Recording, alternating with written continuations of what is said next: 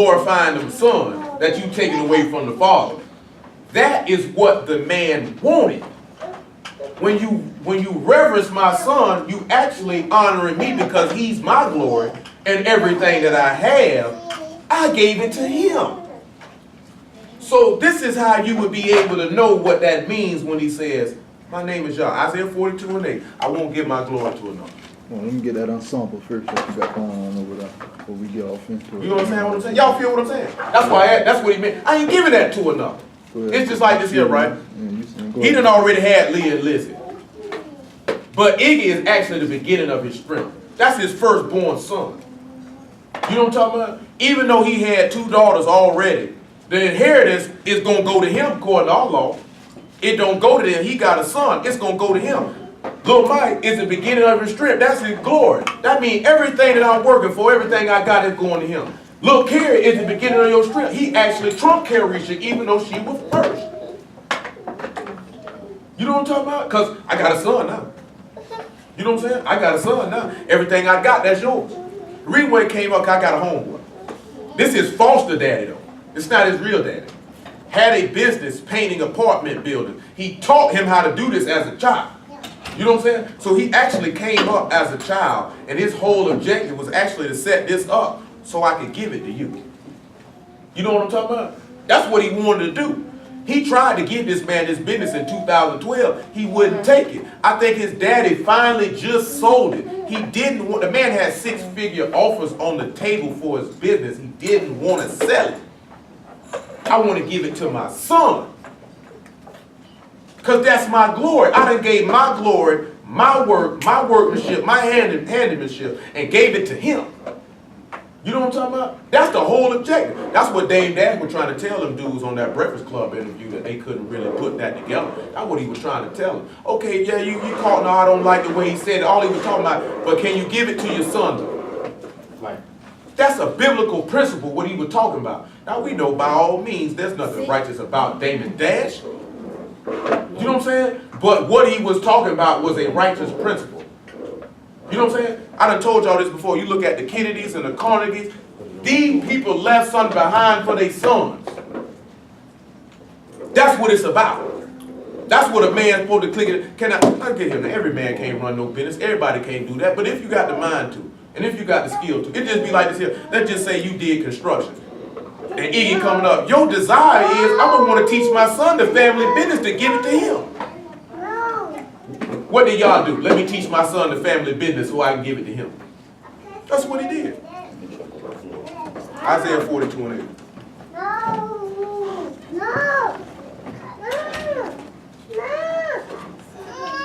Hey, calm it down.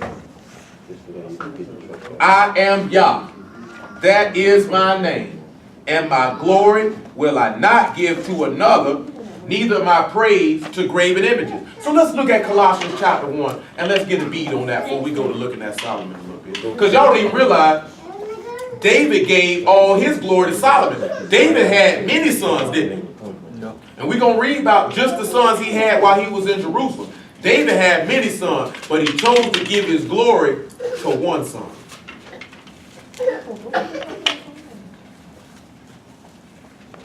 We're going to look at Genesis 49:2 with Reuben, because Reuben was actually the glory of Jacob, but Reuben wasn't free. Man, fix your face, man. I'm telling you, you're going to get stuck like that.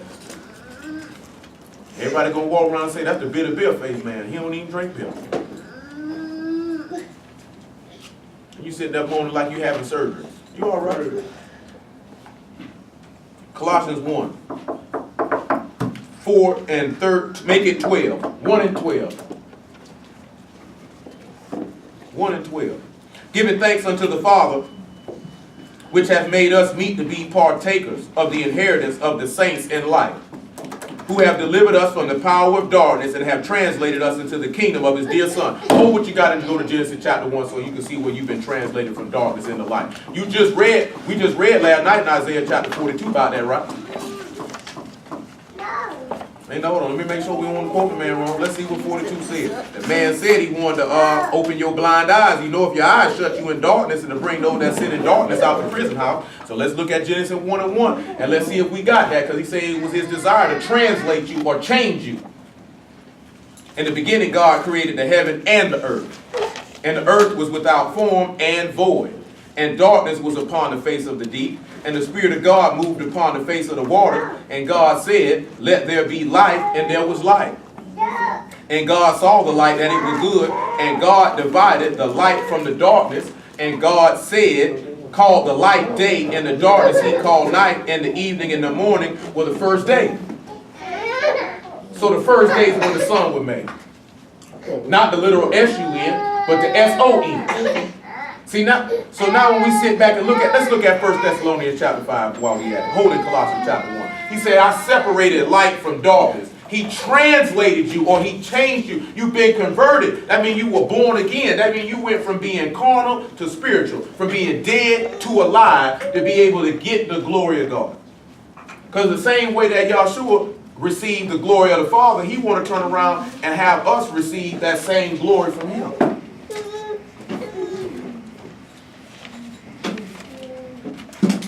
Get on around that. Calm down, Lil. 1 Thessalonians chapter 5 and verse 4.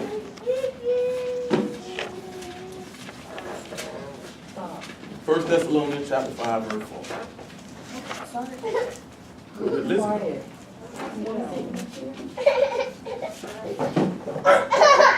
Oh, boy, he hit his mouth. Back up, boy. Yeah, I did pride hurt.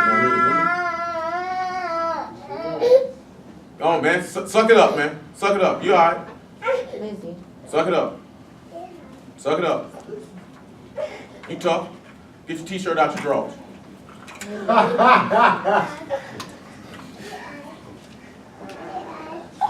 That boy sang the Bible. That's basically the drawers. You take the little kids out, they clothes, they run around in their diaper, they pretty much just like you would be if you was in your box. Okay, now you niggas wearing briefs in these days and times. You wearing briefs, boy? Oh, no. They say big grown nigga with tidy whities on. Yeah, you know you got some nut huggers over there. Well, my nephew don't even wear briefs. He like this here say all your stuff drawn up in your chest. Cause you know you got some huggers on. Huggers! 5 with boxes. Hey, suck it up, man. You alright, man. You good. He say, hey, 1 Thessalonians 5 and 4. I ain't fooling with y'all You got today. some Power Rangers on here. You got Power Ranger draws on, boy? I think they got. You say not today? Not this time. I ain't mad at that. He said, I do Spider-Man. Niggas better get it right. He say, but ye, brethren, are not in darkness, that the day should overtake you as a thief. Ye are the children or the sons of light, and the sons of the day. 1 Thessalonians 5 and 5. We are not of the night, nor of darkness. Therefore let us not sleep as do others, but let us watch and be sober. For they that sleep, sleep in the night, and they that be drunken are drunken in the night. But let us who are of the day be sober, putting on the breastplate of faith and love, and for a helmet, the hope of salvation. You see how he say he separated light from darkness, called the light day and the darkness night? And you just sat back and seen that separation. So what that is? Let's look at it. 1 John 3 and 8. Y'all know what it is. Let's sit back and we look in the law and then make the determination and line it on up. Because he said he translated us into this kingdom. To make us meet to be partakers of the saints in light. You know he say in him was light, and the light was what? The life of men. And the light shined in the darkness, and the darkness comprehended it not.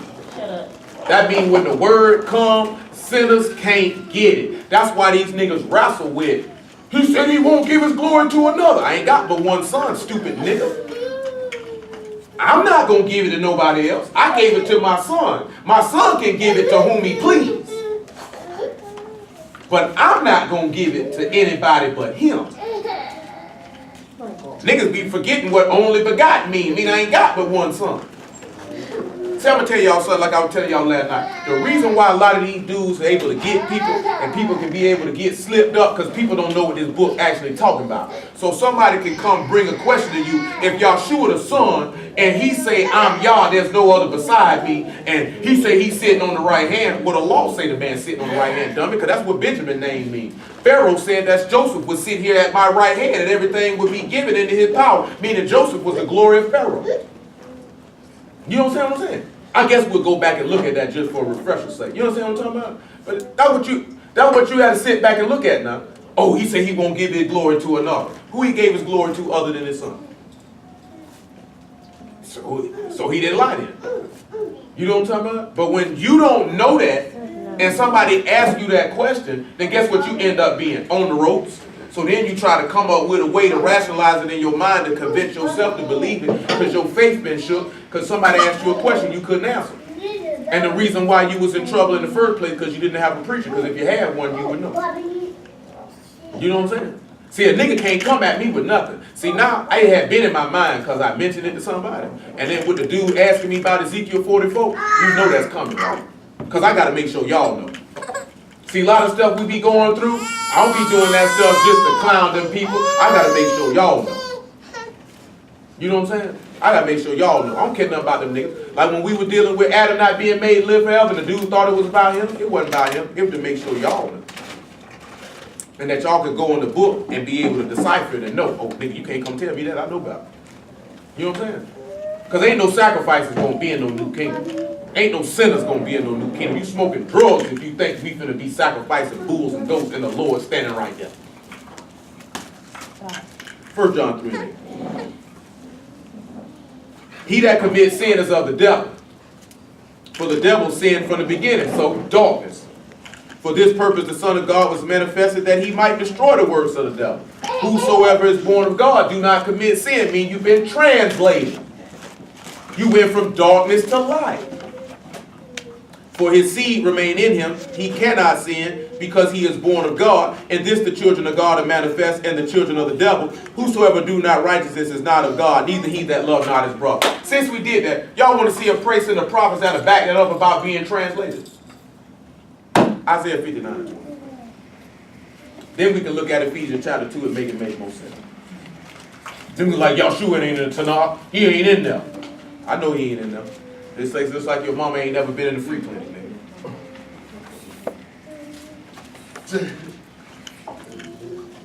And you say, my mama a virgin, but she got 6 kids from 4 different niggas. She a virgin.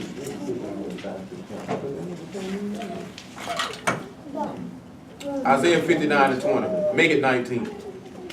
So shall they fear the name of Yah from the west, and his glory from the rising of the sun. When the enemy shall come in like a flood, the spirit of Yah shall lift up a standard against it. Y'all know what a standard is? In this instance, the definition of a standard. Who know what the definition of a standard is in this? This is not talking about, in this instance, a level of accountability. It actually means something different. Not in this instance. Huh? It's like a flag. It's a military. Exactly. Exactly, Tony. Exactly. In this instance, lifting up a standard is like carrying up a flag when you're getting ready to go to war. You know what I'm saying? Now, I want to ask y'all a question now. Listen to what he said. So they shall fear the name of Yah from the west, and his glory from the rising of the sun. He said his glory from the rising of the sun. Let me ask y'all a question. What side of the world does the sun rise from? From the east, right? So he say from the east to the west, from the west to the east, my son gonna come and he gonna lift up a standard or an army. So what did come to mind when y'all hear that? Keep in mind now, he said his glory. Let's look at Matthew chapter 24 and see. Y'all bear with me, that just came to my mind. When he returned. But look what he told him though. Now you can see where he getting it from. Matthew 24 and about verse 23. Is that what I want? See, that's what I want. Yes, it is. Matthew 24 and verse 20. You know it's a nigga teach that this all been fulfilled, right? Fat boy know what I'm talking about. You know it's a nigga teach that this all been fulfilled, right? A nigga. That's who teaching. A nigga teaching. A nigga what I'm talking about. You talking about be messing with me talking about my shirt too small. That nigga ain't got no muscle. His sleeve way up here. Only thing big on is his head. No, I'm talking about nigga look like one of them California raisins. Nigga, like you shake that nigga too hard, that nigga gonna fall all the way over. He hit the ground, all the concrete gonna crack. I'm telling you now, it was nigga rough now. I just hear, well, I'm talking about, he make it sound real good. The nigga had like 18 parts talking about all this was completed. Let's see if it was. Let's see if it was. It's a lot of other niggas besides him. He just was the first Hebrew nigga come out and open with. Then, if any man shall say unto you, lo, here is the Messiah, or there, believe it not.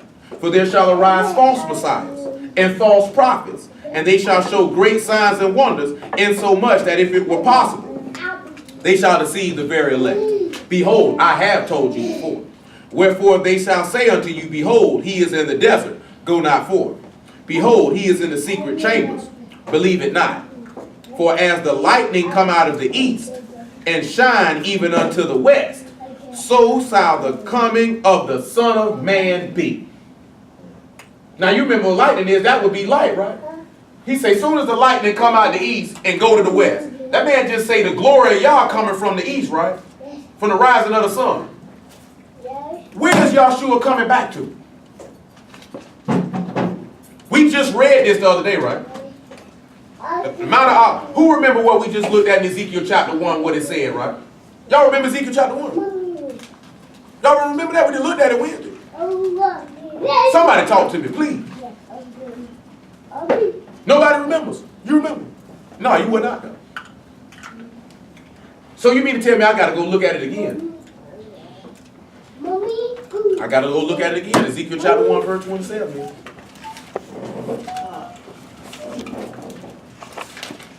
Yeah, but shoot, that's general. See, I can see me and my sister just talking about this here. Because she say we finna go look at it now. My sister, I was talking to my sister about this here. Because she say the brothers in Georgia do the same thing. They ask them a question, they be like, the Messiah. Nigga, we know that. You know what I'm saying? Y'all be doing that stuff too. I be telling you all the time. Come on now, we know that. You know what I'm saying? Like this here. Yeah, you all right, Gordon. That's a nigga answer to everything, the Lord. Can't go wrong with it though. Can't go wrong with it though. There's wrong with it. I'm talking about everything. Y'all always right. Hey, when I told her that, when I told her that, she said the brother be doing the same thing, the Lord. Nigga say, come on now, don't be safe. Go ahead and stick your neck out there. It's all right. Don't stick your neck. Go ahead and put your feet in the 9 feet. Don't play around in the 3. You nigga claim you can swim. Yeah, ain't nothing wrong with it. Verse 26, Ezekiel chapter 1. Maybe if we read it, maybe somebody will remember. He said, above the firmament, there was over their heads was the likeness of a throne. That sounds familiar, y'all. As the appearance of a sapphire stone, upon the likeness of a throne was their likeness as the appearance of a man above it. Let's look at Revelation chapter 3. He said, I seen a throne, a man was sitting on it. Ain't but one thing in this book where you would see something the likeness of a throne with 2 cherubims on the side. What is that, brothers? What's the only thing in this book that describes with 2 cherubims on the side with a throne? The Ark of the Covenant, the mercy seat. We're going to look at Exodus chapter 25, and we're going to look at Jeremiah chapter 3. This is going to go along, Lord willing, we get to Ezekiel chapter 4, where you know ain't nobody making no sacrifices. Who else sat on this throne? Who else sitting on this throne? Ain't nobody else sitting on this throne. What I just asked for? Revelation chapter 3, verse 8. Praise the Lord. 3 and 20. 3 and 20. 3 and 20. Like this here, man. Lord willing, I already told you, man. I'm glad Brother Tony on here, man. We hoping, Lord willing, he get on around here for Pentecost, coming from all the way across the world. A lot of niggas to shame for that. They put a lot of niggas to shame. Right? Yeah, and that's real talk too. Now that you just said that. If this man come all the way from Australia and make it for Pentecost, you know every last one of you niggas that out of town that don't come, you ought to go straight to hell. You know what I'm saying? All jokes aside though. Now you sit back and think about that. That man stay in Australia. That man stay in the South Pacific. Some of you niggas ain't but 3-4 hours away. 2 hours away. That man gonna have to ride on the airplane for about 12 to 16 hours just to get on this side of the world. And you niggas can't even jump in the car and ride. 4 hours. Woo-woo. Let the Lord let that man come here to Pentecost and you ain't here. Ooh, boy, I'm going in. I'm telling you that now, I'm going in. Now, Brother Tony is standing right here from Australia. Australia. Why you not here? Nigga say kangaroo, nigga talking about shrimp on the Barbie, nigga. Why you ain't here? Nigga go holler at Crocodile Dundee right now. We can go see the crocodile hunter, but we can't because he dead. You gonna mess with Nemo and Dory and them. You know what I'm saying? Down there and sit. You know what I'm saying? Like, man, come on, man. I'm telling y'all that right now. It's April 18th. Pentecost, May 30th, the 31st. Boy, don't let that man, and on top of this here, and he a Gentile. So if you a Jew and you ain't come, you doubly shamed. You doubly shamed. A Gentile comes from the other side, May 31st, May 30th, 31st, service, May 31st, 1:30 p.m. That's doubly shame now. You gonna let a Gentile come from the other side of the world? This ain't even his God by covenant. He got in by the grace of the Yahshua the Messiah. And that man came up to see his God for you. See your God before you did? Yeah, you ought to go to him. Yeah, you ought to go straight to him. No pass go. You know what I'm talking about? You know what Isaiah 56 say, if a stranger take hold of my covenant, I give him a name better than sons and daughters. So that means his name better than yours. Ooh, woo. That ain't gonna move you to jealousy, nigga. That ain't gonna move you to serve your God. That ain't gonna move you to serve your God. That ain't even his God. He ain't even show that man people nothing. That man say, who? Y'all sure? Tell me more. Oh, I want to get down with that. I'm riding with that. He felt like Rahab. He felt like Ruth. Your God, my God. Your people, my people. And y'all niggas sitting to the house. I don't know if I can make it. I ain't got no money. They say, but you got money for all type of other junk. You ain't got money to go see the Lord. Somebody going to hell. Y'all can not see that. It might sound funny. Guess what though? Ain't nan type of smile on my face. I just hit my mind too. And he said golden. Just say they were talking about this last night. That's hard right there, man.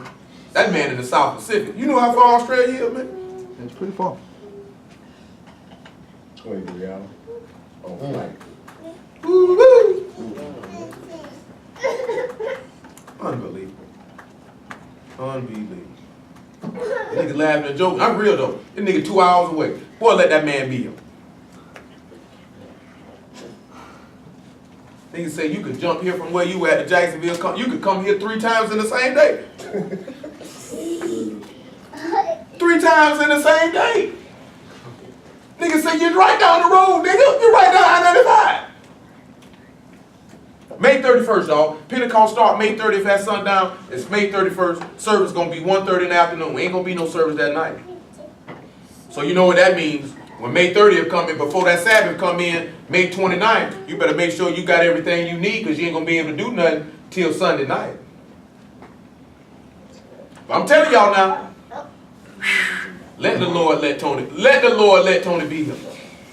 Let him be here.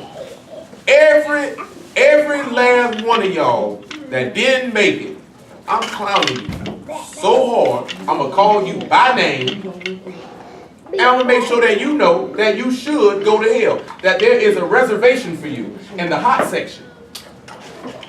They don't serve nothing but worms. Reserved.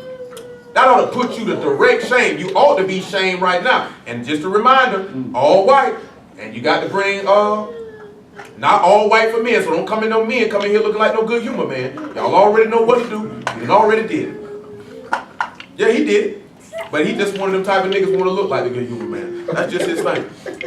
I just had to give him a pass. I wasn't even shocked, because that nigga do stuff like that. You know what I'm saying? 3 and 20. I'm telling you, he do them. You know, that's ice cream, man. Mess around, that's the only thing we're going to have to start playing in the background. He walking there like this. It's the ice cream, man. Call me the milkman, nigga. You know what I'm saying? He don't know nothing about that. He too young for that. Call me the Y'all know about milkman. that? Y'all don't know about that. Go through with a dog. Not before y'all time. Y'all know nothing about the ice cream man doing. We do.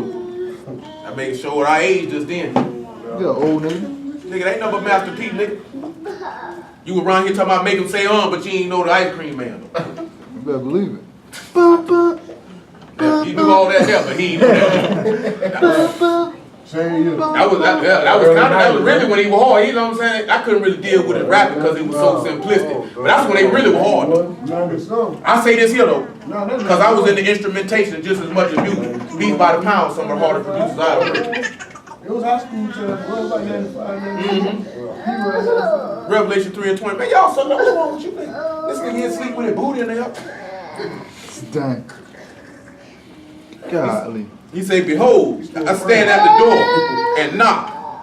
If any man hear my voice and open the door, I will come into him and will sup with him and he with me. To him that overcome will I grant to sit with me in my throne, even as I also overcome and am sat down with my Father in his throne. So guess what the Son just told you? I'm going to give you the same glory that I got. And he say, coming from the east to the west, I'm going to cause you to sit down in this throne right with me, right? Now, where we was at just before that, right? And Isaiah 59. Now, y'all remember that. Now, he coming back to the Mount of Olives. Oh, we got to go look at the mercy seat. We was in Ezekiel chapter 1. You know my mind gets there sometimes. It's in Exodus 25. Then after that, Jeremiah chapter 3. And then after that, Revelation 21. We still holding Ezekiel chapter 1. Isaiah 59. Colossians chapter 1. Maybe we get to Solomon today, maybe we don't. Lord knows. There's some correlation to Solomon in it. I thank the Lord for the word, though. I'm still tripping on that one. That didn't hit my mind. And I think I just told y'all that the other day. Don't let Brother Tony put y'all to shame now. Don't let Brother Tony put y'all to shame now. Don't let him do it. Exodus 25, verse 13. Make it 10.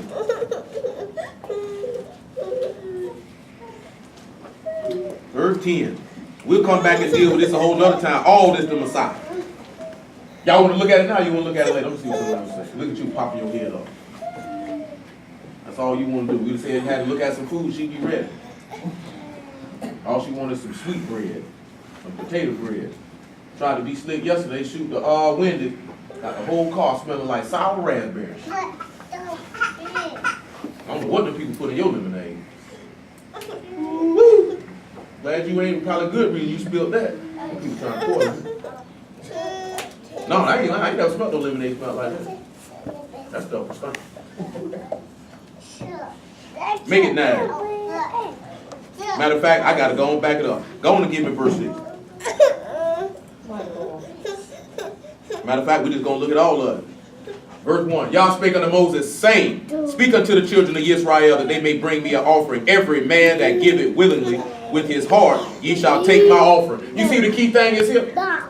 That's why Paul, when you come back and look in Corinthians, when Paul talking about God, love, and chill, forgive, even though he was talking about giving to people, that's why he said, let every man do it in his heart, willingly. See, this man don't never want nobody to do stuff and he feel like he got to do it based on begrudgingly. God don't, y'all sit back the same way, sit back and look at, if you don't want to congregate and gather with the saints and you feel like you got to do it because you have to, you're not cut for this. You're not cut for this. You know what I'm saying? That man say, serve me with a willing heart and a ready mind. That means everything that you do, you would have to want to do it because you're doing it for the Lord. As he said, don't do it as unto men, but as unto the Lord. A lot of stuff people do, you do it to be seen of men. You don't do it for God. He said, this is the offering which you shall take of them. Gold and silver and brass and blue and purple and scarlet and fine linen and goat's hair. Wow. Now, why is that important about this fine linen, this blue and this purple? Why would that be important?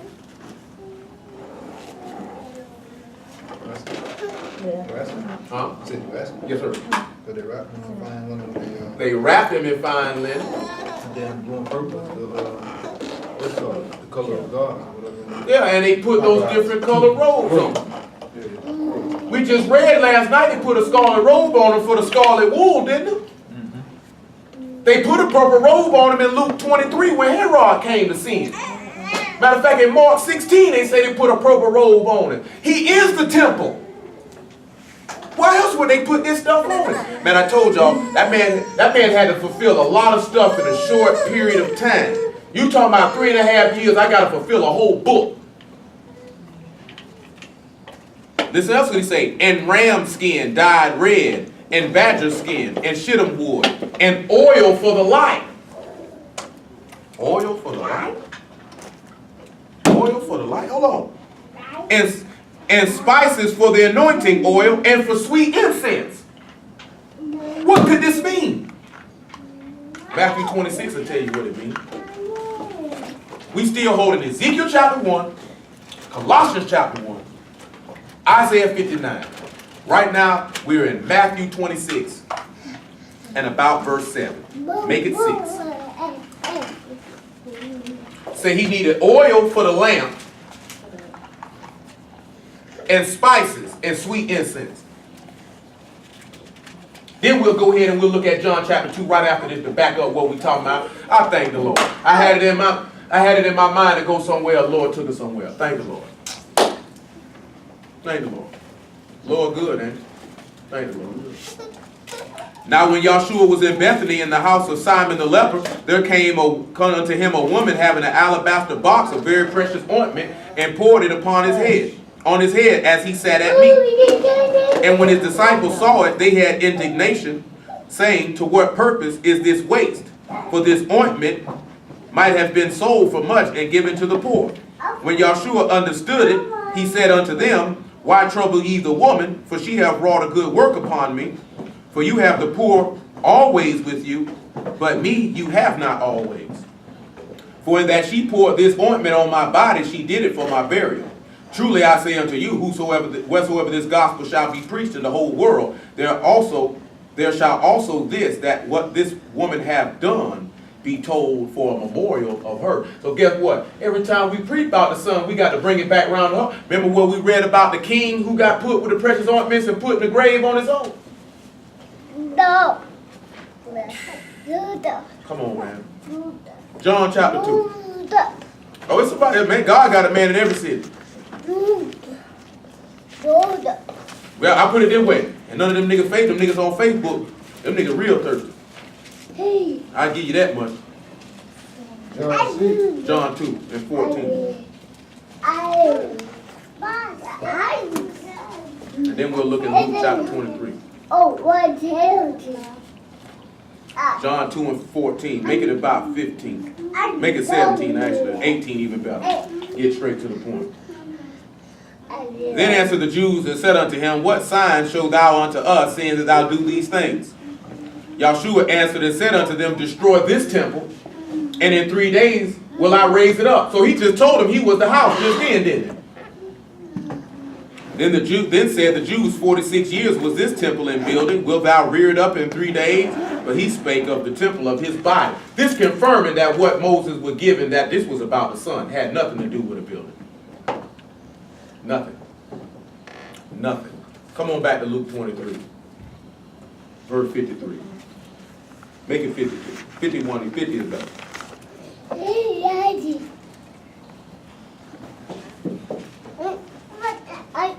And behold, there was a man named Joseph, a counselor, and he was a good man and a just. The same had not consented to the counsel and deed of them. He was of Arithmia, a city of the Jews, who also himself waited for the kingdom of God. This man went unto Pilate and begged the body of Yahshua, and he took it down and wrapped it in linen, and laid it in a sepulchre that was hewn in stone, wherein never man before was laid. And that day was the preparation, and the Sabbath drew on. And the women also, which came with him from Galilee, followed after and beheld the sepulchre and how his body was laid. And they returned and prepared spices and ointments, and rested the Sabbath day according to the commandment. So you know what that oil for the lamp was, right? Oil for light. Oil for light. What's that oil for light? I'm gonna say, what's it called? The spirit. Absolutely. Remember, he said it's the spirit that quicken, the flesh profiteth nothing. The words that I speak unto you, they are spirit and they are life. That oil was the Ruach HaKodesh. Remember, oil will take us back to one thing: anointing. Anointing take us what to what? Hamashiach, Messiah, Christ, Christos, anointed one. When the Father rose the Son from the dead, he gave him oil for life. We sat back looking at it. And there was darkness, and he said what? Let there be light. He said he was meet to allow us to be the partakers of the inheritance of the kingdom of God with the saints in light. I gave you oil for light. Without the Ruach HaKodesh, you have no life. That's why he said, if you don't speak according to this word and according to the law and the testimony, there is no light in him. And if you don't have no light, it means you didn't have any oil in you, which means you didn't have the word in you to start with, which means you hadn't been born of God for your seed to remain in you, that you might be a light in the firmament, or the light among a crooked and perverted generation. Exodus chapter 25.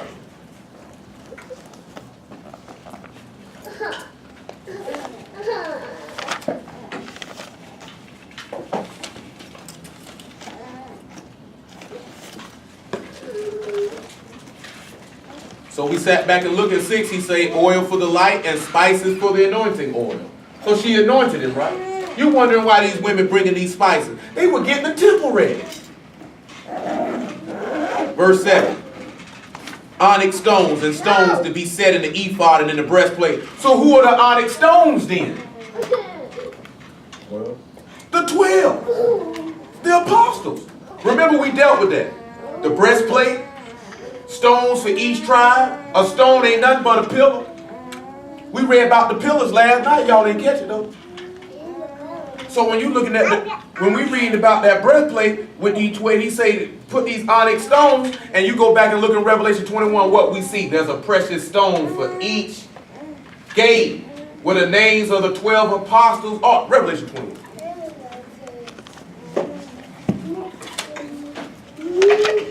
They say, why these niggas don't know none of this stuff?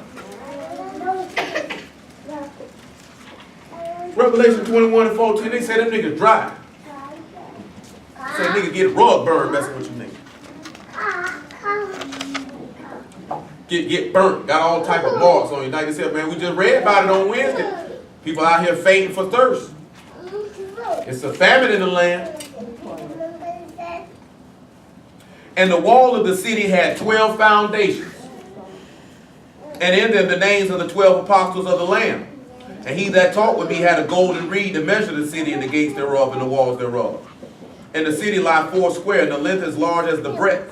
And he measured the city with the reed, 12,000 furlongs. And the length and the breadth and the height of it are equal. Remember what that means about the length and the height and the breadth of it are equal? Y'all remember what that means? The servant is not above his master. Everyone that is perfect shall be as his master. Everybody equal. Everybody equal. And he measured the wall thereof, and 144 cubits according to the measure of a man, that is, of the angel. And the building of the wall of it was jasper, and the city was pure gold, under clear glass, and the foundation of the wall of the city were garnished with the manner of precious stones. The first foundation was jasper, the second was sapphire, the third a chalcedony, the fourth an emerald, the fifth a sardonyx, the sixth sardius, the seventh chrysolite, the eighth beryl, the ninth topaz, the 10th criparsis, the 11th jacinth, and the 12th amethyst. And when you go back and look at it, it's 12 precious stones in that man's breastplate. It's 12 precious stones in that man's breastplate. That's the 12. All this stuff, man, this ain't got nothing to do with no physical temple. How you know these niggas dumb sitting around here waiting for somebody to rebuild a third temple? Exodus 25, the third temple already been built. Who told you about when they was going to rebuild the tabernacle of David that fallen? Who remember what prophet told you about that? He was dealt with Amos. He said, I will repair, Amos 9, he said, I will repair the tabernacle of David that's fallen, and repair the breaches thereof, and make them as the days of old. And he said, Father, give me the glory that I had with you before the world war, because before you made anything, I was there. I was there. We'll read John chapter 1. All this here, that's what it means when he say, I will not give my glory to another. Everything I got was for him. I didn't make it for you, nigga. I didn't make the heavens and the earth for none of you niggas. I made it for him. And you think I'm going to let you rule it and run it? Yeah, that sounds about right. Oh, that sounds about right. You know what I'm saying? Guess what? You start a business to leave it to your son, and you going to turn around and let some outside niggas run it. Yeah, that sounds about right. That sounds like something a nigga do. Yeah, son's an idiot, you know. Mm-hmm. Man, I want to give it to you, son. Well, hey, now, and there's a difference. And Solomon said something about that, that when a man leave behind, you don't know if you're going to leave it to a wise man or a fool. This is vanity and vexation of spirit. You don't know if your son going to have sense. You hope that you taught him right, that he stay in the way that he has sense. But some of y'all know of people who had inheritance and left to their sons and their children blew it. Their children were idiots. Because most of them, because those children felt entitled and they didn't have to do nothing. You know what I'm saying? That's why I could be rich and my kids can come up and talk about, we rich. No, I'm rich. I'm rich. You don't have nothing. Straight up. You know what I'm saying? I gotta cut that for. See, some of y'all would look crazy if y'all people was rich and you came and talk about, we rich, and your people looked at you. No, nigga. I'm rich. You don't got nothing. You know what I'm saying? You don't have nothing. See, I earned all this over here. See, if you go here, I seen what NFL players, guy had his sons doing some type of stuff. He made them niggas work and do all the type of stuff he did when he was young so they could appreciate and value getting their own cash. See when your people, you know what I'm saying? You might have your old dumb nigga. Yeah, you don't want no son like that there, man. Like this nigga here, man, I'm worth 20 million. I die, leave this here, man, and this nigga blew it. Oh, of course you ain't gonna know. Right. You know what I'm talking about? But it's the fact everybody sitting back looking at this nigga blew all the money. What's the people got that barbecue spot over there on Mount Creek? The nigga said they ain't did it like they dad did. That man had a grade A business when he left it to him, and they ruined it. Because the children were stupid. Even with the premise of that show Empire, I got 3 sons, who I'ma leave it to?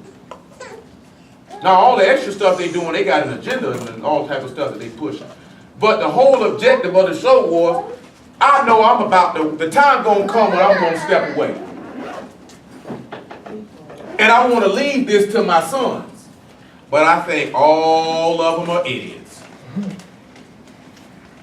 You know what I'm saying? Because if a man know his son's got some sense, he ain't got to think too hard or run them through no gamuts or tests of who he gonna leave something to. He already gonna know, I'm gonna leave it to Junior. Junior know what to do. He know what to do. And he sit back and look at, I can't leave it to Junior. Junior's the idiot. I'm gonna have to leave it to the baby boy. He the only one got some sense. I tried to school, cause I'll tell you, any man know. See, y'all don't know cause y'all women. But any man know. Boy, your firstborn son, you trying to craft it. You statue him like this here, boy, I'm trying to put you up on some game now. I'm really, truth be told, I'm trying to recreate myself in a different fashion. You're going to have elements of yourself, but I'm trying to be on the earth twice at the same time. I'm trying to be on the earth twice at the same time. Why you think y'all shoes said if you seen me, you seen the Father? One and the same, man. Crafted in his image, man. What you mean? You saw him, you seen me. That's what men, that's how dumb these niggas is, because that's what men do with their sons. You try to put that man, you try to teach your son to think like you dress him like you know what I'm talking about? You do everything so he look just like you. They say, daddy wear polo, son wear polo. If I wear Jordan, son wear Jordan. I cut my hair a low fade, he get the low fade. You know what I'm talking about? I play basketball, he play basketball. I ran track. You gonna always try to push him in everything you did because you want it exactly. You don't want him to be just like you, but you want him to be just enough like you and have elements of himself. If a nigga don't think if a nigga don't do that with his son, that nigga don't love his son. The nigga lying. I don't care what a nigga say. I don't care what a nigga say. Every man do it. Why you think grown men turn around and name their son after them? I'm trying to make a duplicate. Don't let him come out and he look like me. Oh, it's really going down. It's really going down. Shoot. And that's what's the first thing somebody say? We just read it last night. This is my beloved son in whom I'm well pleased. What's the first thing? That's my boy. You see him? That's my son. That's how y'all felt about his son. You see him? That's my boy. That's mine right there. You seen him? That's mine. Ain't nothing wrong with that. That's how it's supposed to be. See, that's why people got messed up at. Really, segregation came in, desegregation came messed all that up. That's how we wore. That's my son. You ain't see all these niggas running around here. Plus, you women had enough sense to know I ain't messing with that nigga. He bailed on the last kid he had. These dumb hoes out here have a baby with a nigga. He got 2 kids he already ain't taking care of. What made you think he was gonna take care of yours? I ain't understand that. You meet a nigga, he got 2 kids, he ain't taking care of them, and you think, oh, he gonna take care of mine. Really? Well, he said it was the mama acting funny. And all I gotta do is tell you a lie. You gonna go for whatever? I be trying to tell these women that all the time, man. Nigga make his mouth fry fish. I was telling her this here. A nigga in prison? A nigga in prison? A nigga in prison will tell you anything. Nigga get married to ladies who write no. Somebody got a picture of Maurice Claret on the phone like, baby, I've been thinking since I've been in here. And we gonna get married when I get out. Nigga got all type of game. Man, you can't believe nothing nigga say in prison unless you knew his character before he went in there and he wasn't known to be a liar and he was known to be a man of his word. Or, I gotta wait, you gotta show me. I'm from Missouri. Cause nigga tell you anything in prison. Nigga like, baby, I ain't gonna cheat. I done seen nigga do it. I done seen nigga try to gorilla pimp. I done seen nigga try to finesse. I seen a nigga get on the phone, cuss his mama out cause she ain't sending money fast enough. I said, come on, bro, that's your mama. She supposed to send it. They're trying to force it from the walls. I'm gonna send it. You gonna send it. How you gonna make it happen? Before we proceed now, this is the funniest thing I seen one time. Nigga was in there for selling marijuana. 90 days. 90 days sentence, man. That's what he was gonna get. That nigga on the phone, I guess the girl was cheating on him. That nigga say, why you do me like this? Why you do me like this? I'm not going crazy. I said, nigga, you ain't finna kill yourself, is it?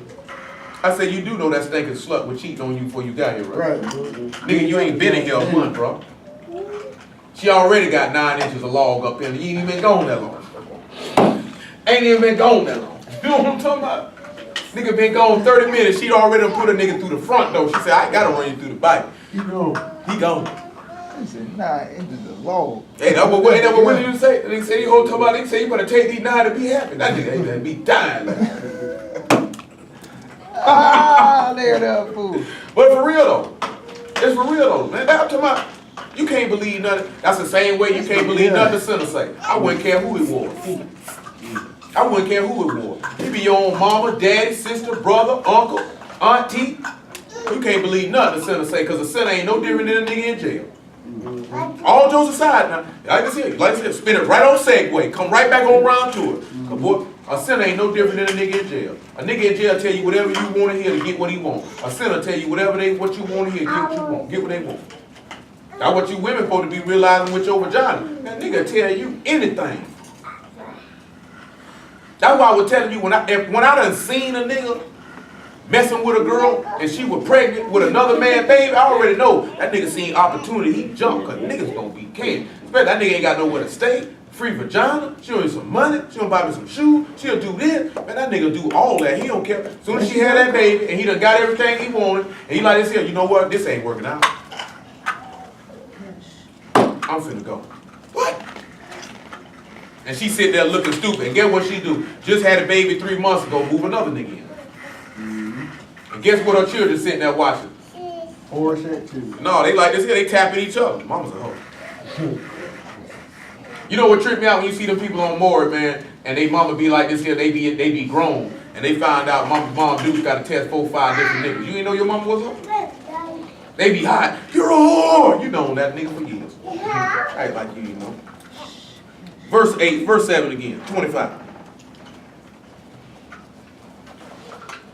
Onyx stones and stones that be set in the ephod and in the breastplate. And let them make me a sanctuary that I may dwell among them. He said, let them make me a house. Isaiah chapter 8. Verse 13. After that, Hebrews chapter 8. We just read where Yahshua said that he was spoken in the temple of his body, right? Calm down, Lizzie. It's all right. You get some vittles later. You're hot. I mean, Lizzie hot. She around here sticking niggas up for sandwiches. Watch Lizzie. Isaiah 8:13. Lizzie gonna put that pistol on you. Just give me the sandwich, man. I don't want your wallet. I don't want nothing else. Just give me the sandwich. Just give me the sandwich. Everything will be cool. But he say, honey bunny, be cool. Be cool. Say, sanctify Yahweh himself, and let him be your fear, and let him be your dread. And he shall be for a sanctuary, but for a stone of stumbling, and for a rock of offense to both houses of Israel, for a gin and a snare for the inhabitants of Jerusalem. We done went through this before now. He can be a resting place for some, and he can be a destruction for others. That what we looking at, I won't give my glory to another. Guess what that is? That's a snare. Some of y'all hear a snare because you just sitting in here, we hearing about the Lord, but you ain't walking like him. No. So guess what that means? You heard his testimony, but it was really a snare and a trap to you. You got to be careful. Hebrews 8:1, you got to be careful. Got to be careful. Hold on. And it's still coming back to this same thing of what we looked at about that throne. About seeing a man sitting on the throne. See, I forgot about that because we looking at it. See, we had to look at Ezekiel chapter 1 in a different way. See him to do it in a different way. Y'all ain't even see that coming. You seen it. He's seen it. We didn't.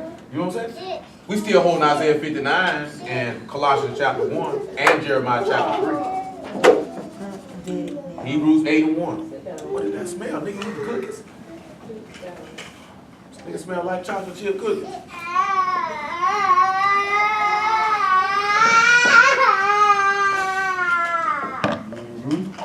That's how it happened to you. You say, so where's my money? Now the things which we have spoken, this is the sum.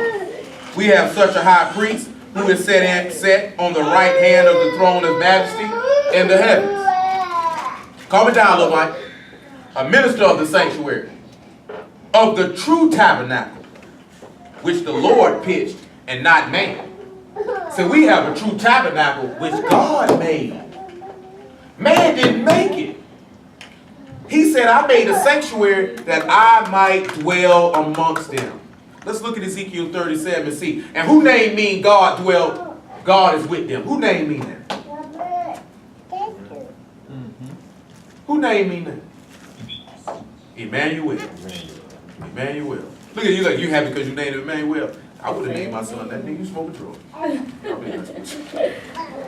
I don't know one of these niggas be business here naming their son Messiah. But damn one of you niggas better name your son Messiah. I put your black behind out of here till you go back downtown and get a name change. You dare name your son that. I done ran across niggas who done named their son Messiah. You know what I'm saying? 15 years ago, I wasn't going to call you that. For real, bro. My name is Messiah. Yep. Well, I'm going to call you Iron. Your name. No, that's too Your name, close. brother, Dave. Boy, straight up. Your name is, what's happening, my nigga? Boy. My nigga. Hey, cuz, go get that for me. Really? Your name is whatever I come up with at that time that I'm addressing you. You know that I'm talking. Yeah, straight up. That nigga said, my name is Messiah. 37:26, Ezekiel.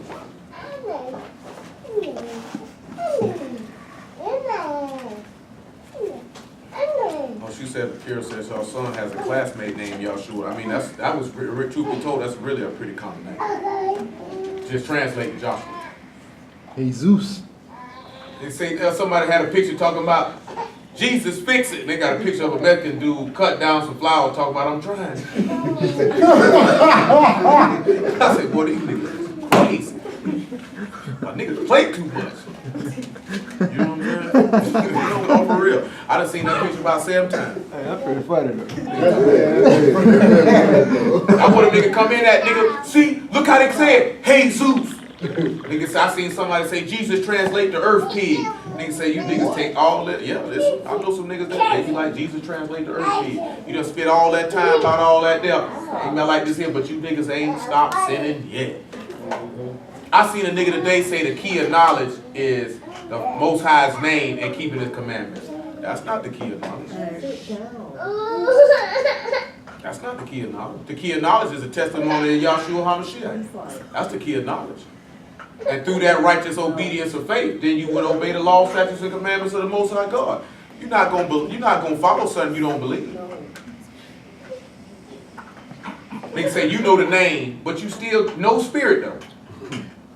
Thursday is a day is long. See, we don't say God. It's Elohim, El, power, mighty one. That's great. It's Yahuwah, it's Yah. You know what I'm talking about? It's Yahweh. It's Yahushua. It's Yahshua. It's Yehoshua. You know what I'm saying? This, that, there, all that there. All going through all that there. I don't say Lord, I say Master. Don't Master and Lord mean the same thing? Lord mean Baal, but don't the definition of the word same thing? A man of rulership or authority. You got all that, but you ain't master. Stop lying. You say you ain't master, stop lusting. Stop committing adultery. Stop fornicating. Get that piece right there. You know what I'm saying? Stop being malicious. Stop being venomous. Stop being conniving. Stop being a scheme. This one over here. He said, moreover, I will make a covenant with peace with them. It shall be an everlasting covenant with them. I will place them and multiply them. Listen what he said. And will set my sanctuary in the midst of them forevermore. My tabernacle shall also be with them. Yea, I will be their God, and they shall be my people. And the heathen shall know that I, Yah, do sanctify Israel, when my sanctuary shall be in the midst of them forevermore. When was his sanctuary in the midst? His sanctuary was in the midst 2 times off the top of my head. Just off the top of my head. His sanctuary was in the midst twice. Who knows those 2 times that I'm thinking of when his sanctuary was in the midst? Go ahead. Is that when he came into the midst of the disciples after he rose? Is that what you talking about? When he rose from the dead, he was in the midst of the disciples every time. It said Yahshua stood in the midst of them. So I just said, you didn't I know that. Oh, I tell did, me didn't something. Tell me something. I thought you... Guess what though? Didn't he sanctify him when he put him up there on that tree in the midst of the heathen? They seen his sanctuary was set right there in the midst of them people. They seen it. And what did that Roman say? Truly this man is the Son of God. That's what he said. He set his sanctuary right in the midst, just like he said. And the heathen gonna know that I Yah do sanctify them when I set my sanctuary in the midst. And that Roman centurion sat there and said, that's the Son of God right there. Because he said they gonna know. So when he said that, you think he didn't know? That's the house of God right there. It's right there. Every time he appeared to his disciples, whether it be Luke 24, John chapter 20, when he rose from the dead, where it said, and Yahshua stood in the midst, and he said forevermore. These stupid niggas think that's really talking about a house. The house right here. Yahshua like to see it. He go to the house right here. What he kept telling you, John 15:4. What you do when you go in the house? You live in it, right? You abide in it, right? Let's see what John 15:4 says. We still got Jeremiah chapter 3, Exodus chapter 25, Ezekiel chapter 1, Colossians 1. He said, I'm in the midst, which means my sanctuary is there. My house is there. He said what? John 15:4. I guess we'll look at Matthew chapter 18, go along with that. Let's see what he said in Matthew 15:4. Abide in me, and I in you. As the branch cannot bear fruit of itself, except it abide in the vine, no more can ye, except you abide in me. I am the vine, ye are the branches. He that abide in me, and I in him, the same bring forth much fruit, for without me you can do nothing. He just told you to come get in the house then, didn't he? If you dwell in the house, come on, man. That's the objective, is to come in the house. What your people used to tell you when it get dark and it be raining? What your mama tell you? Baby, come on in the house now. What you think Yahshua been doing all us our whole entire life, whether you knew it or not? He was telling you to come in the house. But you niggas don't want to come in the house. But you know what he told you before you come in the house? You know, Goody Mob said it on the record back in the day. That nigga say, man, that's disrespect, like coming in my house and not wiping your feet on the rug. And what did this man tell? Let's look at Joshua chapter 5. Let's see what he told him before he stepped in his house, what he told him to do. Stop dirtying up this man's house. Cleanse yourself from all the filthiness of the flesh and spirit. Say, come out from among them and be ye separate, and touch not the unclean thing, saith Yah, and I will receive you. You ain't coming in my house, dirty my house up.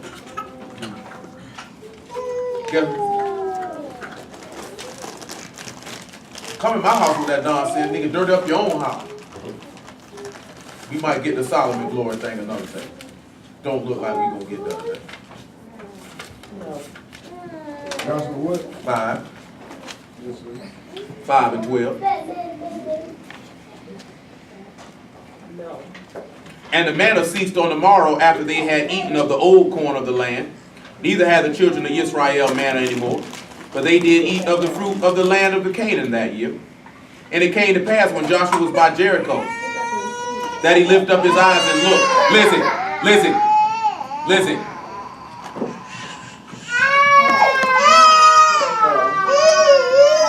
Hush it up, listen.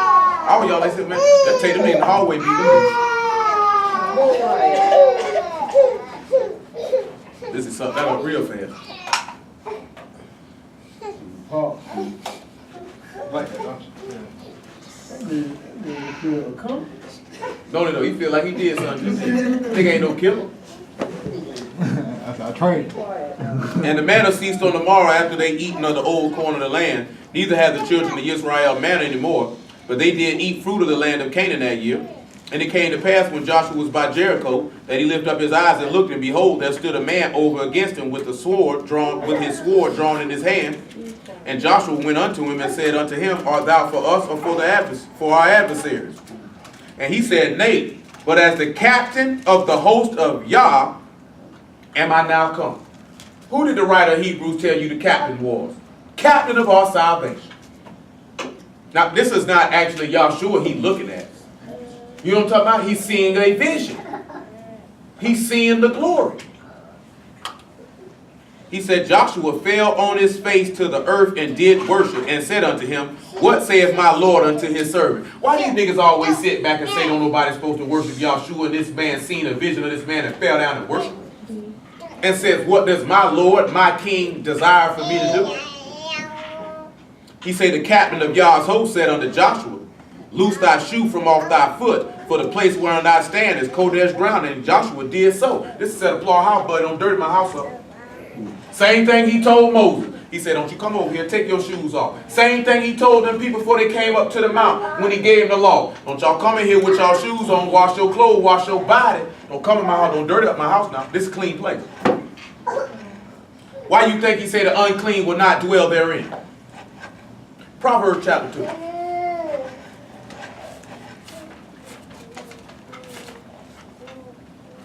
That's why he say a true minister of the sanctuary, which the Lord pitched and not man. If God pitched it, you know it's clean. We'll look at Ephesians chapter 5. Go right along with it. I thank the Lord. Proverbs chapter 2. Proverbs chapter 2, verse 20.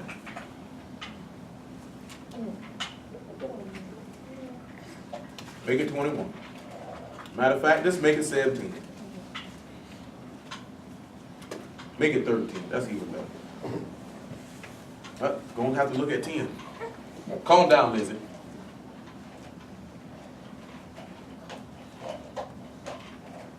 When wisdom enter into thy heart, and knowledge is pleasant unto thy soul, discretion shall preserve thee, understanding shall keep thee. I ask y'all a question. What is understanding?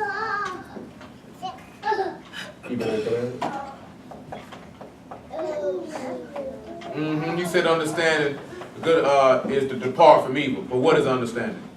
We done went through this before. What is understanding?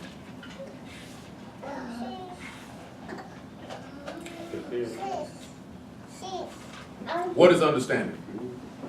The knowledge of the Messiah. We done been through this once before. Remember we looked at, he said, a good understanding have all those that keep his commandments. His commandment was to believe on his son whom he sent. Y'all remember that?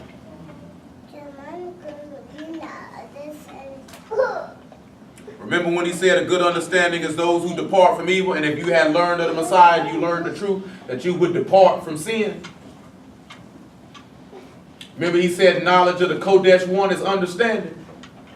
And he sat down and beginning at Moses and in the prophets and in the Psalms, he opened their understanding that they might understand the scriptures.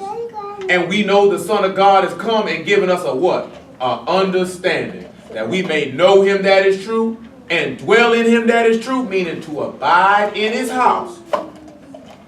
This is the true God and eternal life. And he said he would give you pastors that will feed you with what? Knowledge and understanding. So that means he would give you pastors that will feed you with the Son. So when he say understanding will keep thee, now let's look at the epistle of Jude.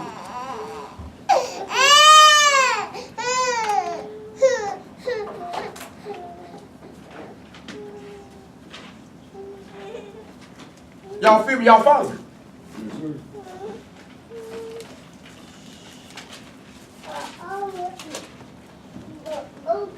I said that. Now that's right.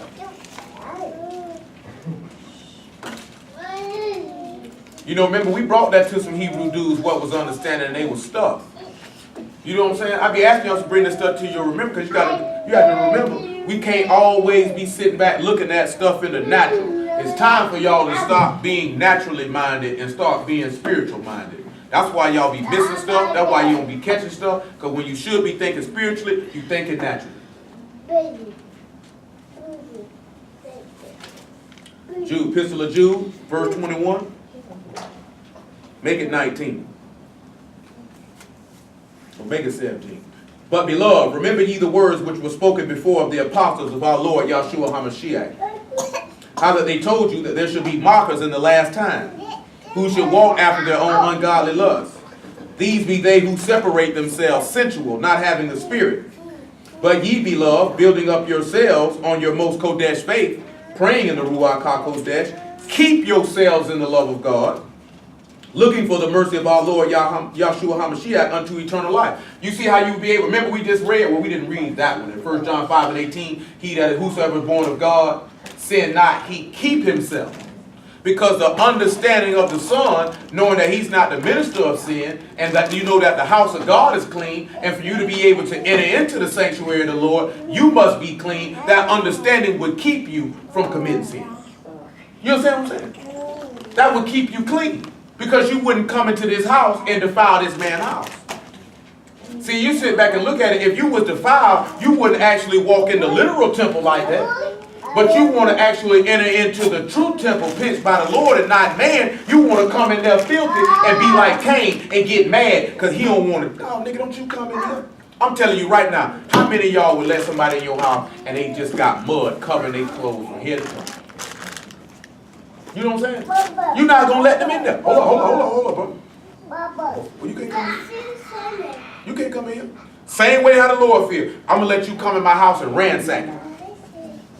You know what I'm talking about? Poop on the floor. Treat how niggas be treating traps. Niggas come to some nigga trap, niggas spit on the floor. Like he was gonna hock a loogie right down the carpet. But you know some niggas do stuff like that. And they feel like this ain't my house. This, especially if it's a basic house, they don't even care. Hey, what's some nasty niggas out here, man?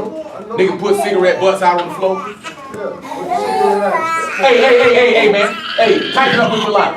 Oh, boy. Tighten up with your life. I don't know what he crying for. That nigga just came out of nowhere.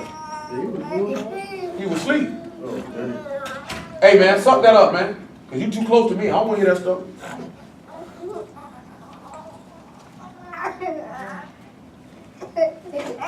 Hey, man, hush that up, man. You got dude on you, man. You finna get it off, dude. That nigga hot, you got dude on him. That nigga want that stuff off there. That boy crying hard. Like he's ready to work. He crying hard like a nigga done stole him. He just was walking, nigga just stung him. Why? He saying some have compassion, making a difference. And others save with fear, pulling them out of the fire, hating even the garment spotted by the flesh. Now unto him that is able to keep you from falling, and to present you faultless before the presence of his glory with exceeding joy. This is how understanding gonna keep you. It'll keep you from falling into sin. It'll keep you faultless. That means the Son is able to do that if you abide in him. Back to Proverbs chapter 2. If you abide in him. This type of stuff we have to know. This is the whole key job. If the man preaching the word and you ain't getting knowledge and understanding, what's the purpose? And the word part is, I hear niggas break stuff down and niggas be like, we got some understanding today. And I'm like, really? I'm understanding you don't. So he said in verse 11 of Proverbs chapter 2, discretion shall preserve thee, understanding shall keep. Listen what he say. To deliver thee from the way of the evil man, from the man who speak froward things, who leave the paths of uprightness to walk in the ways of darkness. That's why Paul told us in 2 Corinthians chapter 11, if somebody come preaching another Yahshua whom we have not preached, you might bear well with him. That's why he said, from the east to the west, right? He said, sat back and said, if they say he in the desert, don't go. If they say he in the secret chamber, don't go. I've told you before, because I've given you the word to keep you from these people who telling you to rebel. You know what I'm talking about? See, when you don't, that's why he said if it was possible, they'd be able to deceive the very elect. If you don't know the word, that's why niggas kill me. You can sin out of ignorance. The only way you can sin out of ignorance is because you don't know the word. And if you in the word and you sinning out of ignorance, that means you still going to hell, because ignorance is not an excuse. That means you lack understanding. If you lack understanding, you worthy of death. Because if you lack understanding, that means you lack the Son. How could you serve a God? He said, we know what we worship. You don't know what you worship. We know. How you serve a God, you don't know how to serve it. How many of y'all done heard niggas who say they've been Hebrew Israelite walking in their word for 3 years or more and say you can sin out of ignorance? I've heard plenty of them say it. So you mean to tell me you've been learning this word for 5, 10, 15, 20 years? And you notice the only time you can say you would sin out of ignorance?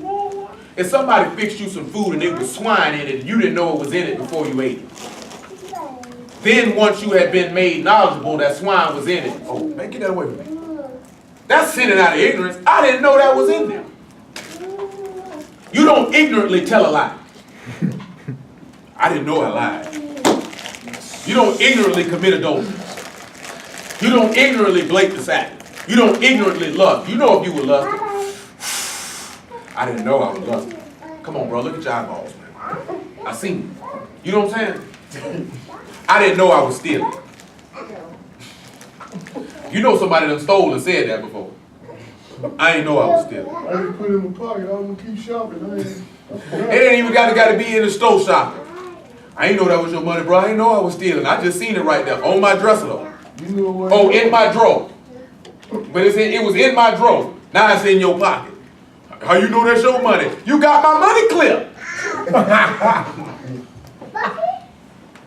I'm trying to think of something else. I didn't know I shouldn't be covered and something don't belong to me. I didn't know. I didn't know I shouldn't. It just certain stuff I didn't know we shouldn't work on the Sabbath. Come on, man. About the only thing somebody can say that they were sinning out of ignorance is not believing on the Messiah if they had never been taught. That's what happened with Paul. That's what happened with me. I didn't know.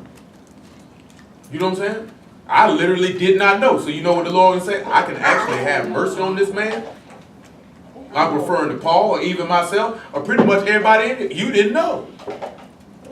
You know what I'm talking about? It's niggas who know and do. You ain't get no mercy.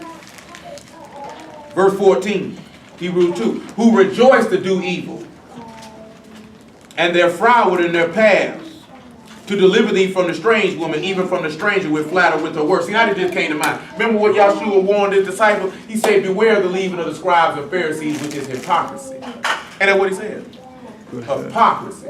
That means everything that I'm teaching you is to preserve you, to keep you from these wicked men who go outside of the path. Nobody should be able, if y'all been sitting here week after week, month after month, and you hear the testimony of the Messiah, and somebody able to push you off of that tells me you never believed. And you should go to hell as quickly as possible. Carpool lane, express lane, you know what I'm talking about? I'm talking about, what do they call them things, man?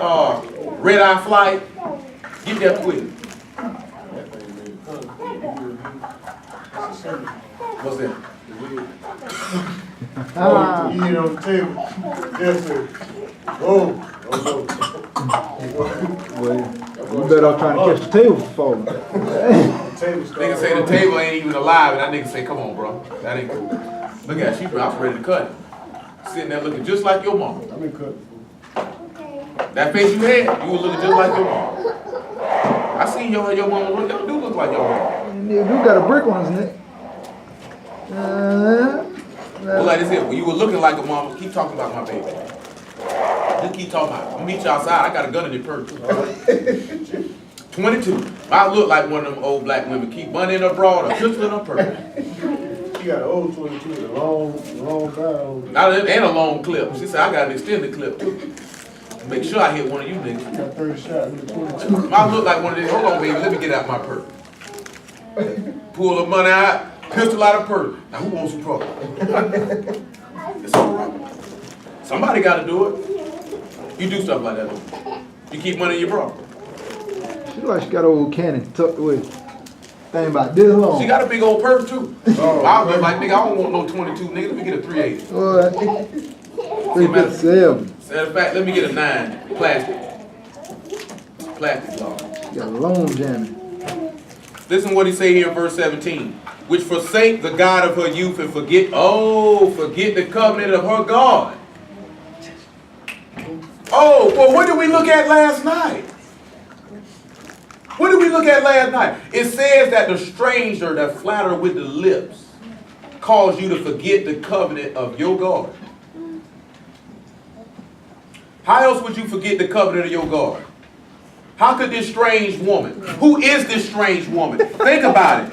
To deliver thee from the strange woman, even from the stranger that flatter with her words, which forsake the God of her youth, and forget the covenant of her God, for her house inclined to death, and her path unto the dead, none that go unto her return again, neither they take hold of the paths of life. What y'all think that's talking about? I'm going to see who's sharp this afternoon.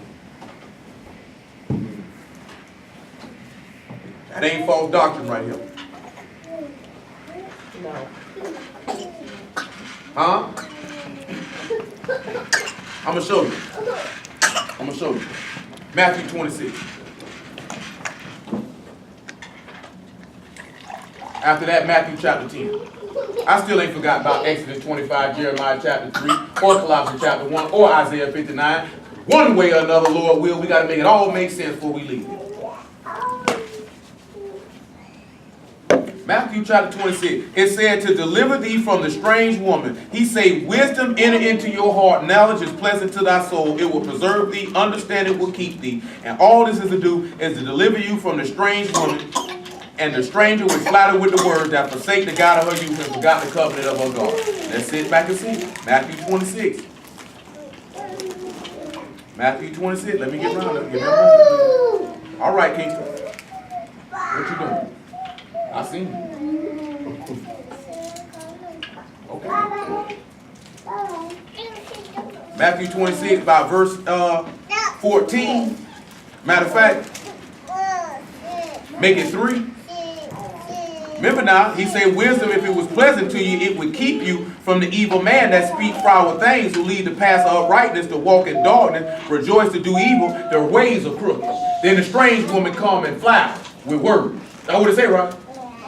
Verse 3 of Matthew 26, then assembled together the chief priests and the scribes and the elders of the people unto the palace of the high priest, who was called Caiaphas, and consulted that they might take Yahshua by subtlety and kill him.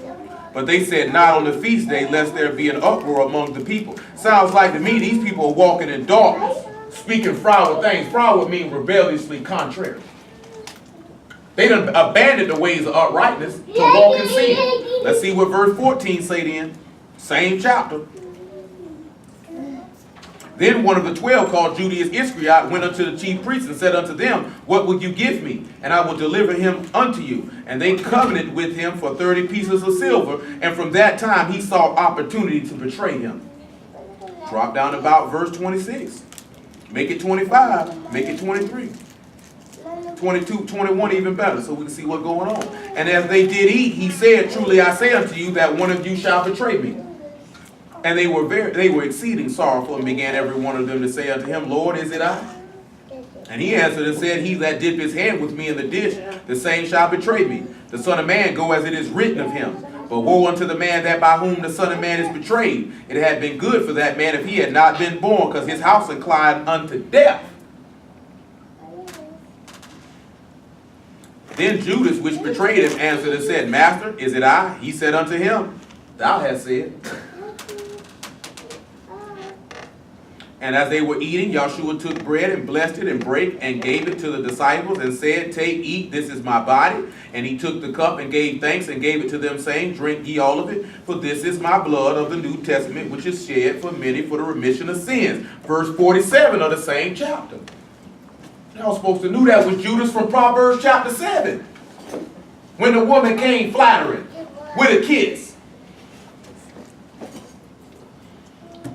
While yet he spake, lo, Judas, one of the 12, came, and with the great multitude with swords and staves from the chief priests and the elders of the people. Now he that betrayed him gave them a sign, saying, whomsoever I shall kiss, the same is he, holding fast. And forthwith he came to Yahshua and said, Hail, Master, and kissed him. He came with flattering lips. Who was the God of his youth? Yahshua was. He was one of the 12. He walked with him. He forgot the covenant of his God. He just stood there and took part of that cup and he said, this is the New Testament. We just read last night how he was given for a covenant to the people. And just that fast, he forgot. And he came with them flattering words. That was Judas. And he didn't catch it. Come on, and they say, nasty nigga. Come on back to verse 20 of Proverbs chapter 2. Nasty nigga.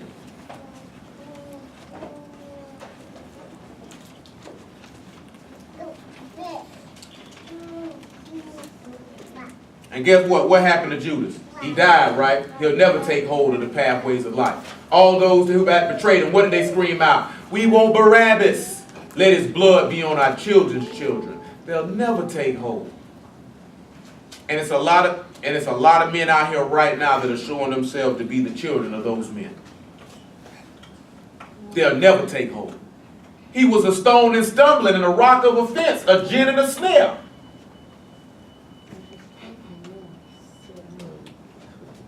Verse 20, Proverbs chapter 2. That thou may walk in the way of good men and keep the paths of the righteous. That you may walk in the way of, what did Yahshua say? There was none good but one, that's God. But then Peter turned around in Acts chapter 10 and said Yahshua walked around doing good, because Solomon said there was not a just man upon the earth that did good and sinned not. But when Yahshua came and said, I came and did the works that none other man did, they would have not had sin. So guess what that means? Understanding would preserve you to walk in the pathway of the Son, because I am the way, the truth, and the life.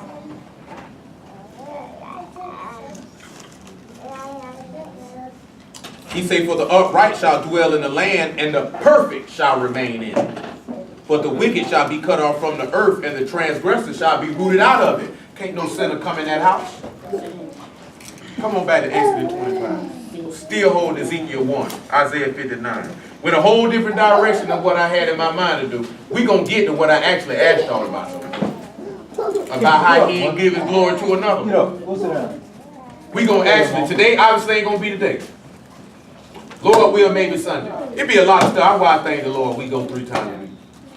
New moon give us another day tomorrow night. Because we got to hit the Ezekiel 20, but I got to show you how he is expressly and explicitly gave his glory to his Son. He didn't give it to nobody else. Maybe we have enough time today. How much time we on that clock? Jim Daddy, what fix your face, boy? You look like one of the little rascals. You hear me, man? What much time we on that clock? 122 I got enough time. and 30 seconds. I got enough time. I might got enough time. We ain't got to get out of here at 6 o'clock. I might have enough time. Y'all ready to put your seatbelts on? Go on, put them on. Mine off. Hey, man, that's you dangerous. You riding dangerous. I don't lie. I ride without a seatbelt all the time. I don't never drive with one on. I don't care for it. I will if that thing go to beeping and you ain't got no choice but to put it on. But if he don't beep, I ain't putting it on. I've been riding this long without it. Just say, man, like I said, I don't care for it. Not to say that I'm not advocating driving without a seatbelt, by no means. You know what I'm saying? Not advocating that. Not advocating that at all. You know, a nigga be like, he said you don't need to drive with no seatbelt. I'm not saying that. I'm saying I don't. Verse 10. Well, verse 9 actually. So we see how he, well, when we go look at 2 Corinthians chapter 6, right, by verse 16, what did he say? Know ye not that you are the temple of the living God and that he will dwell in you? That's what we sat back and looked at now. That's where we went and looked at all these places. Let them make me a sanctuary that I may dwell amongst them. Now we have to sit back and look at ourselves. We need to make ourselves a sanctuary and a house that this man might dwell there. Ephesians 5 and 26. That's what I had. 5 and 25. Remember, we just talked about this not too long ago. You need to be preparing a habitation for this man to dwell. Because see, Matthew chapter 1, you ain't got to go get it. I'm going to read it real fast. Matthew chapter 1. So I know it's in there. Matthew 1 and 23 says, behold, Well, 22 says, behold, now all this was done that it might be fulfilled, which was spoken of Yah by the prophet, saying, behold, a virgin shall be with child and shall bring forth a son, and they shall call his name Emmanuel, which being interpreted is God with us. The house of God, the tabernacle of God is with men and dwelt of. The man say you the word was made flesh and dwelt among Emmanuel. God is with us. God is with us. The sanctuary is with us.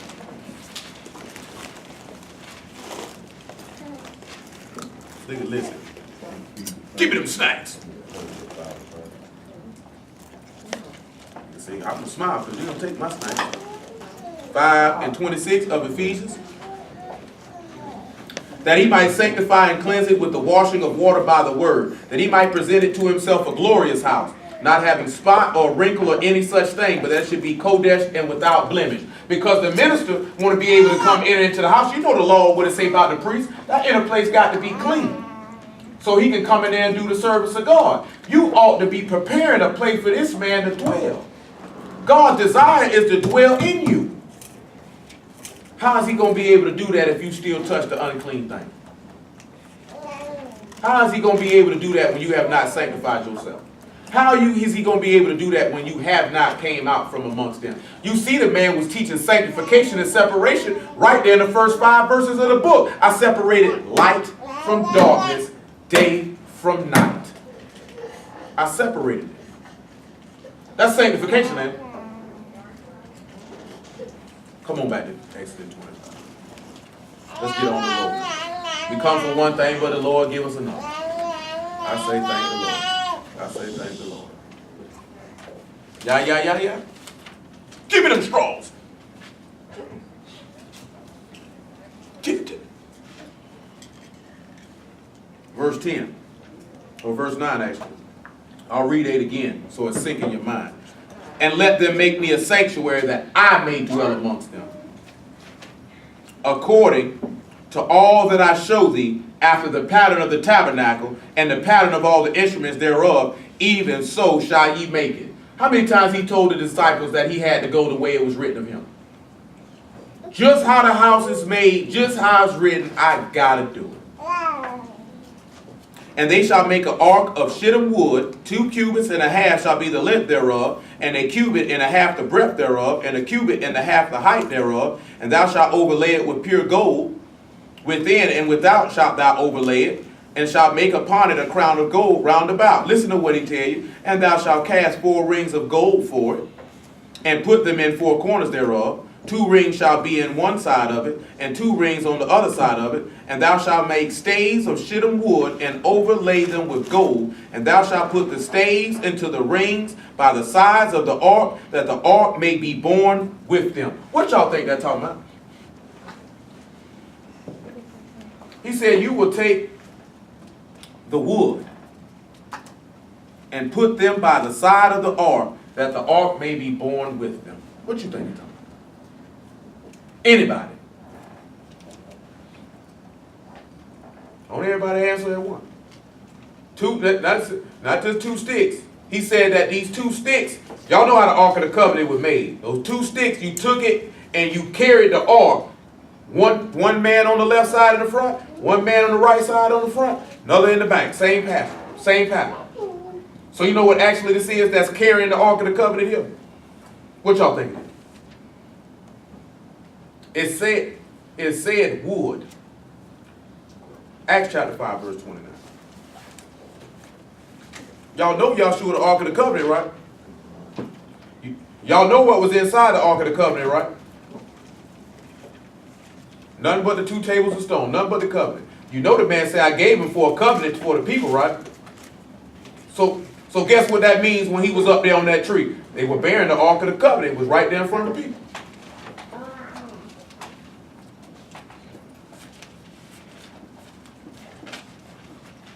Acts 5:29. Then Peter and the other apostles answered and said, we ought to obey God rather than men. The God of our fathers raised up Yahshua, whom you slew and hanged on a tree. Him have God exalted with his right hand to be a prince and a savior, for to give repentance to Israel and the forgiveness of sins. He said to take this ark and put 2 pieces of wood by the side of it so you could borne it or so it could carry it. That's what it was for, so you could carry it, right? You know, he did what? He bare his cross on his shoulder. What was holding this man up but 2 pieces of wood? He up there like this here, what's holding him up?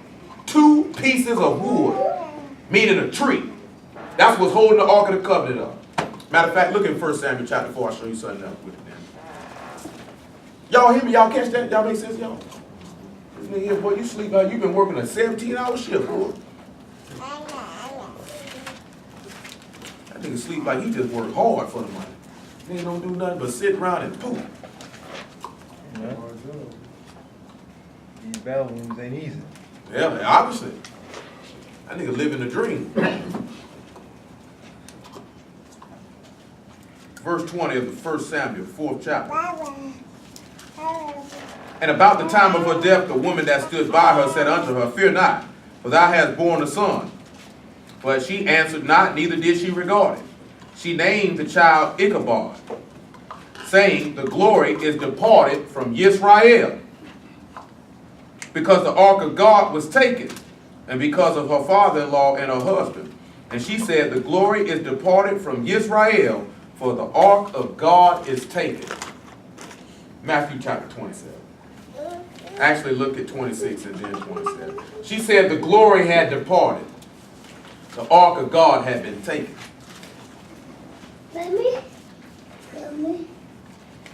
Matthew 26, verse 55.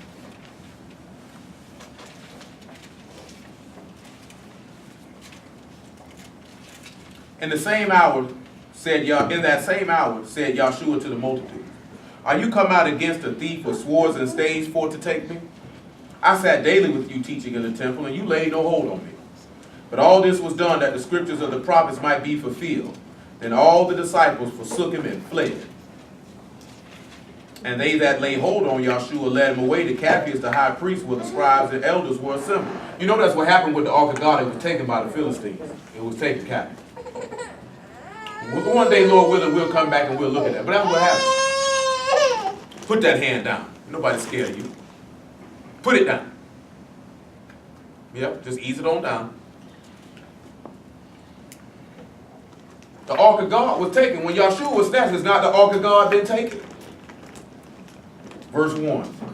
And when the morning was come, all the chief priests of Matthew 27, all the chief priests and the elders of the people took counsel against Yahshua to put him to death. And when they bound him, they led him away and delivered him to Pontius Pilate the governor. You do know that when they took the ark of God in 1 Samuel, that they actually took it and led it away to the ruler of the Philistines and put it in the house of their gods. Let's go look at it then. 1 Samuel 5, so y'all know that.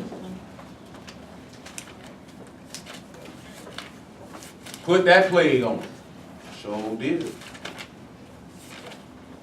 1 Samuel 5 and 1.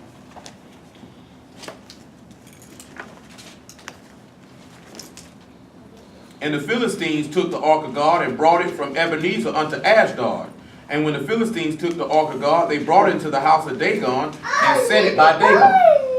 And when they of Ashdod arose early on the morrow, behold, Dagon was fallen upon his face to the earth before the ark of Yah. And they took Dagon and set him in his place again. And when they arose early on the morrow morning, behold, Dagon was fallen upon his face to the ground before the ark of Yah. And the head of Dagon and the palm of his hands were cut off upon the threshold, and only the stump of Dagon was left to him. Because every knee gonna bow and every tongue gonna confess. And this man told you in Jeremiah, I will come back through here and crash all their idols, all their graven images. You see, the false gods got to bear witness that Yahshua is the Son of the living God. They took it and took it to their house. And guess what he did? That nigga, they found him, he was given reverence. And when they came back the next time, I cut his head off. And his arm. I ain't leave nothing but the stump. That's why anybody that trusts in idol gods, you made like, what can Dagon do? What can he do? Can't do nothing. He just there. He just there. Verse 50 of Matthew 27. Let's see how the glory departed out of the ark of God. The glory departed from Israel. Yahshua, when he had cried again with a loud voice, yielded up the ghost. And behold, the veil of the temple was rent in twain from the top to the bottom, and the earth did quake, and the rocks rent. And the graves were opened, and many bodies of the saints which slept arose. So when he gave up the ghost and gave up the spirit, is that not the glory departed from Israel? Exodus 25 again.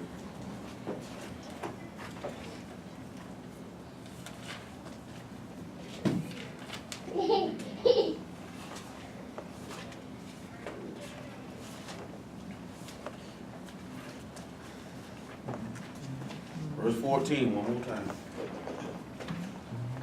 And thou shalt put the stays into the rings by the sides of the ark, that the ark may be borne with them. The stays shall be in the rings of the ark, they shall not be taken from it. And thou shalt put into the ark the testimony which I shall give thee. And thou shalt make a mercy seat of pure gold. 2 cubits and a half shall be the length thereof, and a cubit and a half the breadth thereof. And thou shalt make 2 cherubims of gold of beaten work. Shalt thou make them, and 2 ends of the mercy seat. Back to Jeremiah chapter 3, verse 16. So we went to look at all this stuff that we just looked at to see that the mercy seat is basically the throne of God, ain't it? That's why the people used to get upset, or the Gentiles would shake when they say the ark of God is in the camp, because they would know for all intents and purposes God was with us. God was with us. Like he's there. They know, like, oh man, the people you see the ark of the covenant go to shake. They'd be terrified.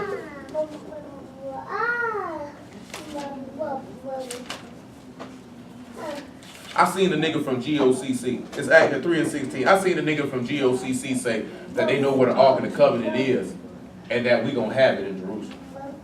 Let's see what Jeremiah said. Jeremiah 3 and 16. And actually, when I seen it, I was compelled to actually comment on that YouTube video and say, nigga, you lying. Better go read this verse right here, you stupid nigga. No, you ain't got no good sense. You can't keep your penis up out none of these women. I ain't even saying penis, he can't keep his face out their crotch. They say he was known for that. Say all the women wanted him because he was he's known for munching carpets. The glass? No, big-eyed nigga. You wear the glass? I guess he wear glasses now. Yeah, the dark skin nigga? Yeah. Both eight boy. Yes, sir. And it shall come to pass when you be multiplied and increased in the land in those days, saith Yah, they shall say no more the ark of the covenant of Yah. Neither shall it come to mind, neither shall they remember it, neither shall they visit it, neither shall that be done anymore. At that time they shall call Jerusalem the throne of Yah, and all the nations shall be gathered unto it, to the name of Yah, to Jerusalem. Neither shall they walk anymore after the imagination of their evil heart. In those days, the house of Judah shall walk with the house of Israel, and they shall come together out of the land of the north, to the land that I have given thee for an inheritance unto your fathers. So he just said that the throne of Yah would be in Jerusalem, which means that's where all the mercy, the Ark of the Covenant was then. Let's see what Revelation 21 say. And now you see why you see Ezekiel seeing a vision of a man sitting on a throne. Why would he see a man sitting on a throne if it's not important? Well, who are we? We don't know nothing. We just some niggas from Jacksonville. We don't know nothing. We don't know nothing. We just stupid. We didn't be reaching. We don't know nothing. We just don't. We don't know. You know what I'm saying? Kingston. Yeah, we just some country nigga. You know, Kingston, Lil Mike, and Leah got more sense than all of them put together. Revelation 21 and 22. And I saw no temple therein, for Yah Elohim Almighty and the Lamb are the temple of it. Now he just sat back and told you, I don't see no house there. He just told you, the Lord was the house. That's what we've been looking at all night. This afternoon, right? Man just told you the man the house. That confirmed it. Now wait till we get Ezekiel chapter 40 through all them chapters. And the city had no need of the sun, neither the moon, to shine in it, for the glory of God did lighten it, and the Lamb is the light thereof. Oh, boy. And he just said that the Lamb is the light thereof, taking us back to what we looked at in Genesis, further showing us what? That the Son is the glory of the Father in it. And the nations of them which are saved shall walk in the light of it. Oh, man, so that goes back to what we looked at last night about him being a light to the Gentiles then. How these people going to say these people not going to be saved? And this book right here just said the nations of them which are saved shall walk in the light of it. How they going to get around that? Nations is plural. And the kings of the earth do bring their glory and honor into it. And the gates of it shall not be shut at all by day, for there shall be no night there. And they shall bring the glory and honor of the nations into it. So the same way, hold what you got. Go to your favorite verse, Psalms 2 and 12.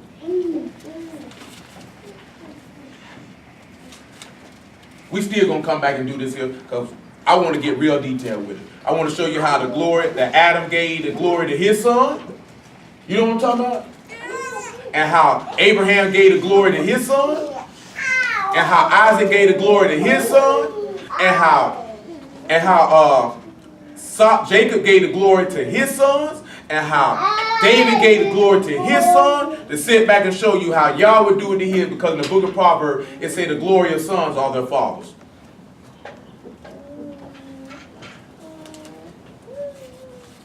Psalm 2 and 12. Kiss the Son, lest he be angry, and you perish from the way, when his wrath is kindled but a little. Blessed are all they that put their trust in him. Because if these people are bringing their glory and honor into it, that means they kissing the Son then, don't they? If they bringing their glory into him, that means they glorifying the Son, which means what happened with the Father then? John chapter 5. So you see all intents and purposes, even though we ain't got it how I wanted to get it. But the Lord does as he see fit. And I say thank the Lord. You sit back and see. He ain't gave his glory to another.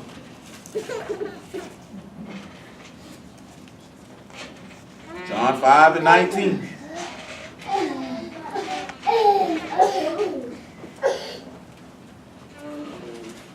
Then answered Yahshua and said unto them, Truly, truly, I say unto you, the Son can do nothing of himself, but what he see the Father do. For what things soever he do, these also do the Son likewise. The Father loved the Son, and show him all things that he himself do. And he will show him greater works than these, that you may marvel. That means I showed you everything I got, because I'm giving it to you. Everything I do. And you know what that take it in? He say the Father showed the Son everything that he himself do. You know what that take us back to? What you think that take us back? The Son is showing, the Father is showing the Son everything that he do. And he say, everything I see the Father do, I do likewise. You know what that take us back to? Proverbs 22 and 6. You ain't got to go get it. Train up a child in the way that he should go, and he will not depart. Because he say, everything that my Father do, I do. Everything the Father do, he showed it to the Son. I mean, I told him. And guess what that's going back to? Because that's what a man going to do with his son. That's why we look at it on the natural level. That's how it's easy to understand on the spiritual level. These two men got sons. He got a son coming. He got a son. Some of y'all on this phone got son. I'm talking to the men. I ain't talking to no woman, because ain't no woman yet. If you try to teach your son to be like you, you're going to grow up to be a faggot. You know what I'm talking about? If you teach your son, if you're a woman and you teach your son to be like you, he's either going to be effeminate or he's going to be a faggot. You know what I'm talking about? Straight up and down. But a man is going to teach his son to be exact. I mean, everything I do, I show it to my son. Some of us have seen, whether it be positive or negative, men who have trained their sons up in a particular way, and them kids did exactly what their daddy taught them. Whether it be good or whether it be evil. Some people daddies was whores, their daddies taught them that, their sons grew up to be whores. You know what I'm saying? Some daddies sold drugs, they taught their sons that, their sons sold drugs. Some daddies owned businesses, whether they were construction or whatever it is. They had to be big businesses, and they taught their sons their business, and their sons walked right in that pathway and did it. Look, shoot, it's a lot of players, man. It's a lot of, sitting back looking out now how old we is. It's a lot of NFL players that we watch play who now their sons are playing. You know what I'm saying? Come on, man. Mark Ingram played for the Saints. I watched this man daddy play for the Giants and played with him on Tecmo Bowl. You know what I'm saying? For real. Some of you niggas was still in Pampers when we were playing Tech. Some of you niggas wasn't even born when we were playing Tecmo Bowl.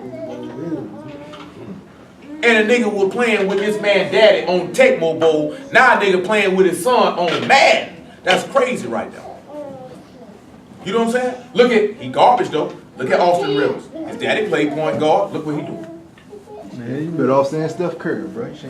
But it ain't really the same because Dale Curry wasn't that great. He was a good shooter. He wasn't a great player. I mean, that's all he knows. That's why his son is good, because I nigga can shoot the lights out that thing. Austin Rivers garbage, but Doc Rivers wasn't that great of a player either. See, I want my son to be better than me. So Yeah, exactly. He was serviceable. Steph Curry. Yeah. He said you can't say Magic Johnson proud of his son because he's a faggot. The jury's still out if Magic Johnson won. Nigga say what? Say Magic couldn't be proud of his son because he a faggot. But I don't know, man. Magic one of them new age niggas. He might be. He might be. Look at my son. Look at my son dressing like a hood king. He's a star. Everybody know him. Nigga say this nigga got the low cut with the lashes. This old sweet booty nigga here. Nigga say big old fat funky faggot. How you gonna be a fat funky faggot? He might have did talk to everything, you know. Son playing that booty hole for life. Nasty nigga. I be shamed, boy. I'm like this. I tell you, man, nigga come around, I ain't got no son. Boy, that nigga died a long time ago. Nigga say, I just seen your son. I have no son.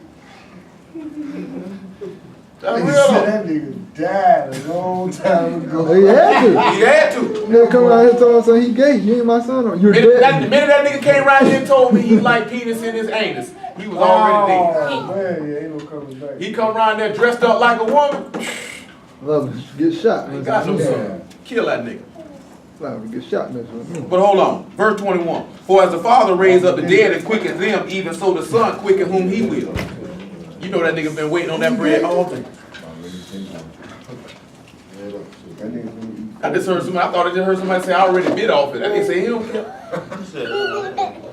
He say for as the Father raised up the dead and quickened them, even so the Son quicken whom he will. We talked about that last night. When he breathed into the apostles, he showed you he had power to give life, just like the Father did, which means I gave my glory to my Son. I ain't give it to nobody else. Who else got power to give life? What do them people get mad for when he say your sins are forgiven? Who else can forgive sins but God? He say that you may know that the Son of Man have power on earth to forgive sins. I said it. But take up your bed and walk. I gave my glory to him. I ain't give it to you.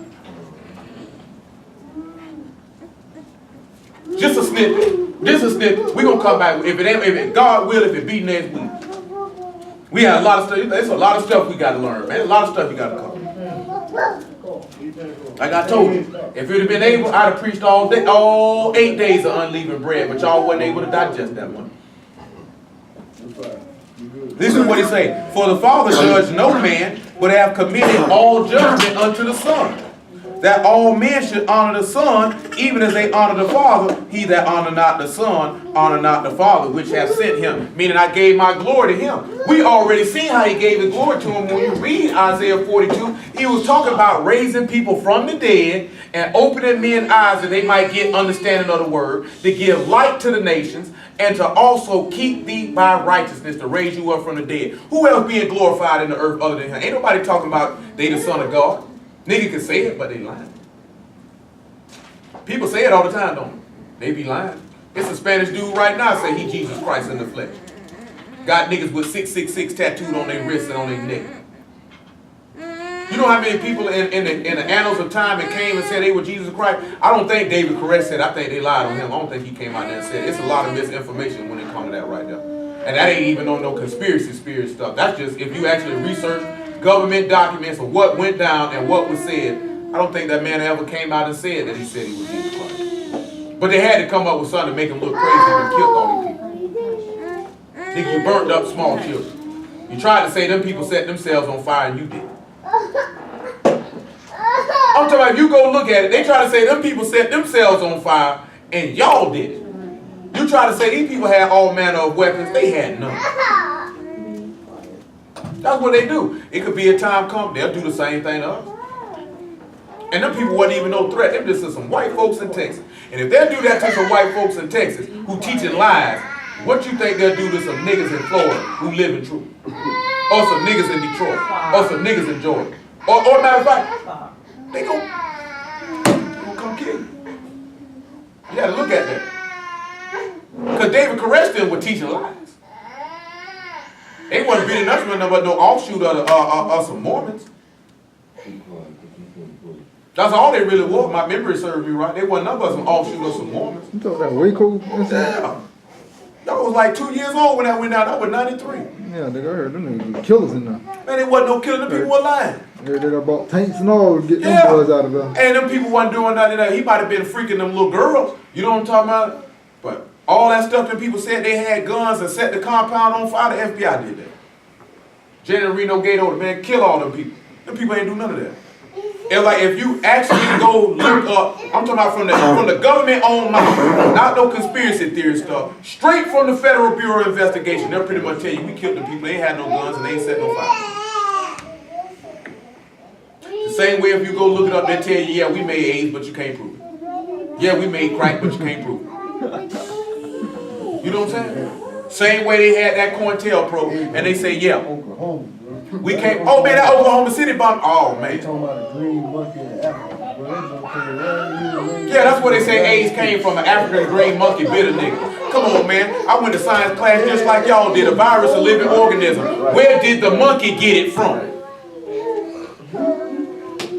Nah, they told me that nigga had sex with a monkey in Africa. No, the actual official story was an African green monkey bit somebody. Look here. The first case of AIDS came about in 1979. Ronald Reagan didn't actually officially mention it till like 85, 86, 87 at the latest. It was deemed to be a homosexual disease. It was actually came up with in 1972 with a $10 million defense grant from the Department of Defense. They wanted to get rid of all blacks, Hispanics, and homosexuals and all undesirables.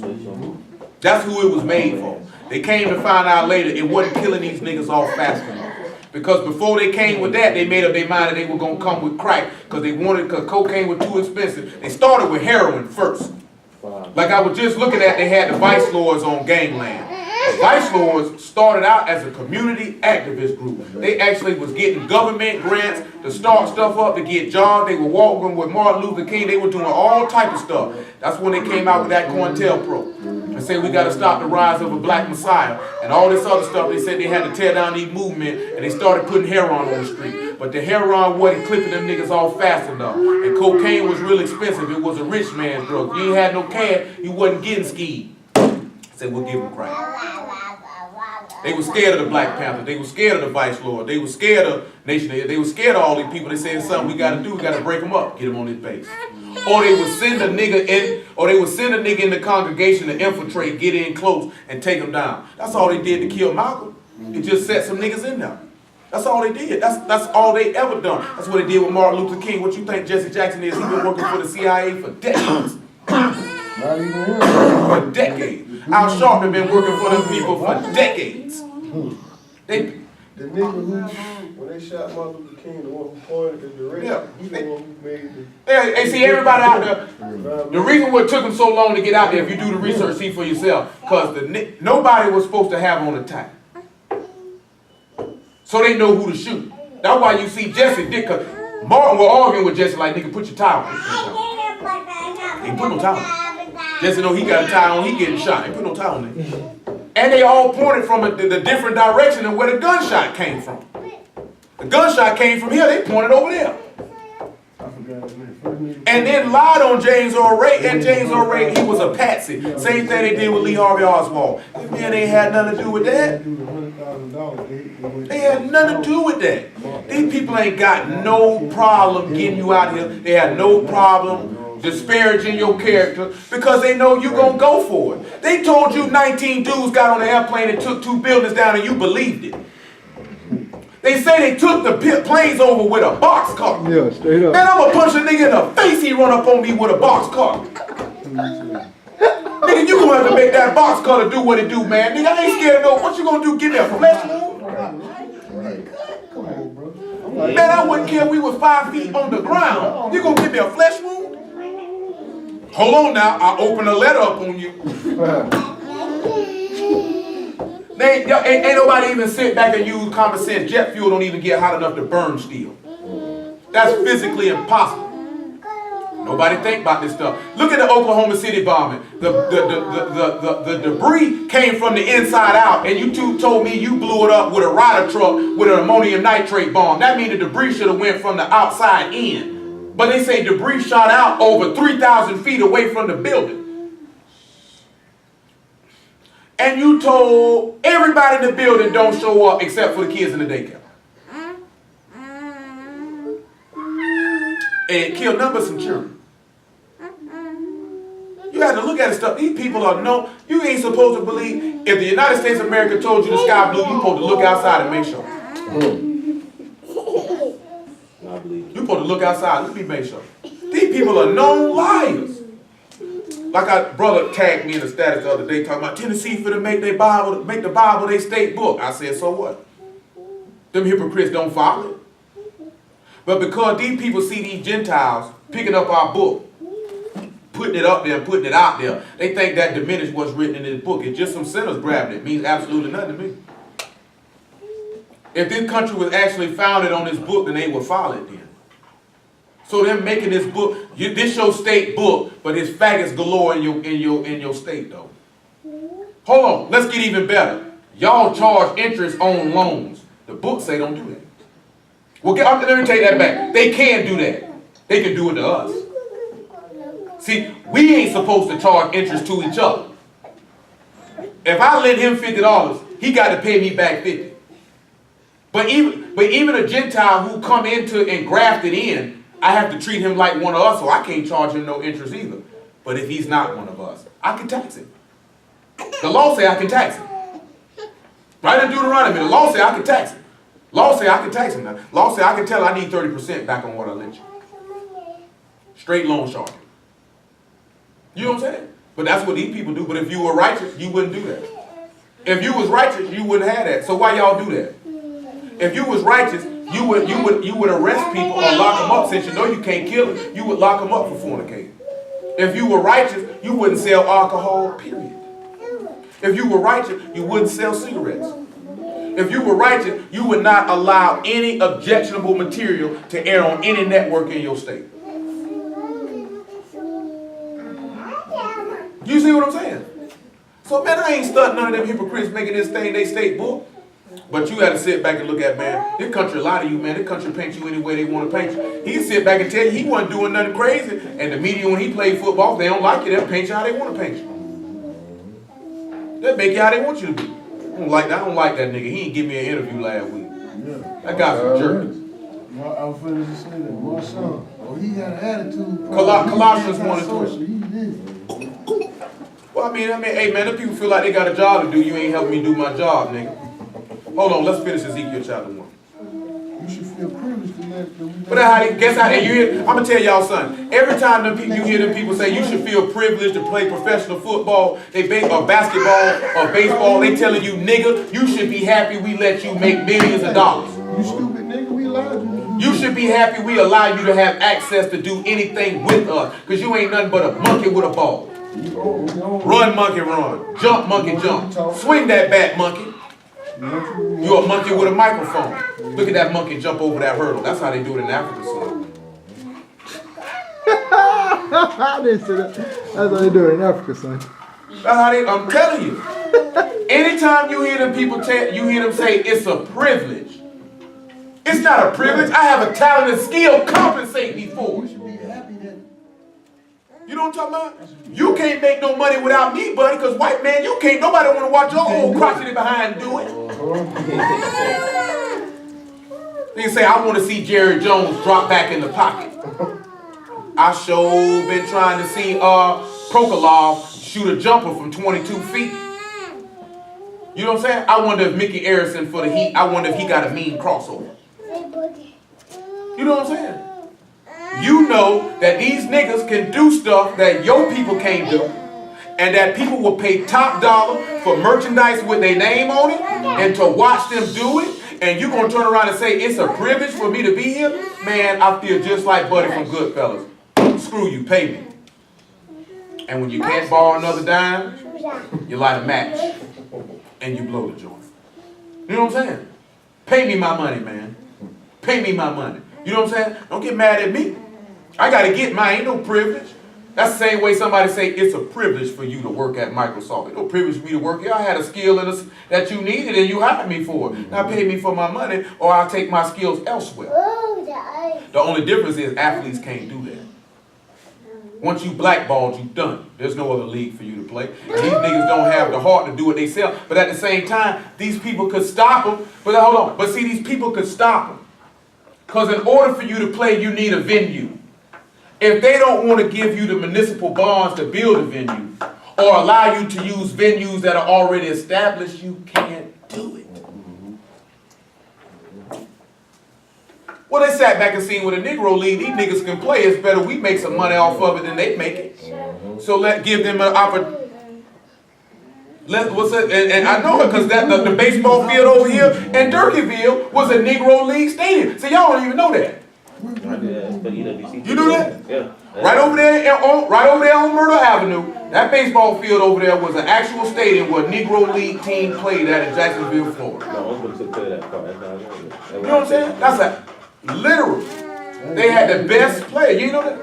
Yeah, that real talk. That's what he does. That was a Negro League field over there, man. Like players like Satchel Paige and people like that there you done heard about, man. And I forget the name of the dude that had more home runs than Josh Gibson. That's his name. You know what I'm saying? Players like that, when you had niggas, they were wearing it in style, Kansas City Monarchs and all this type of stuff. These teams literally came here and played. Jackie Robinson started there too. Yeah, Jackie Robinson started there. Man, Satchel Paige and Bob Gibson, some of them dudes were the best. See, them white folks sat back and looked at something.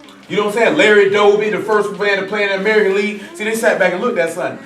Man, these niggas making a lot of money. Well, not making a lot of money, but these niggas is really good. They making money, but they ain't making money like we make it. But the thing is Europeans don't like competition. So they will buy it out.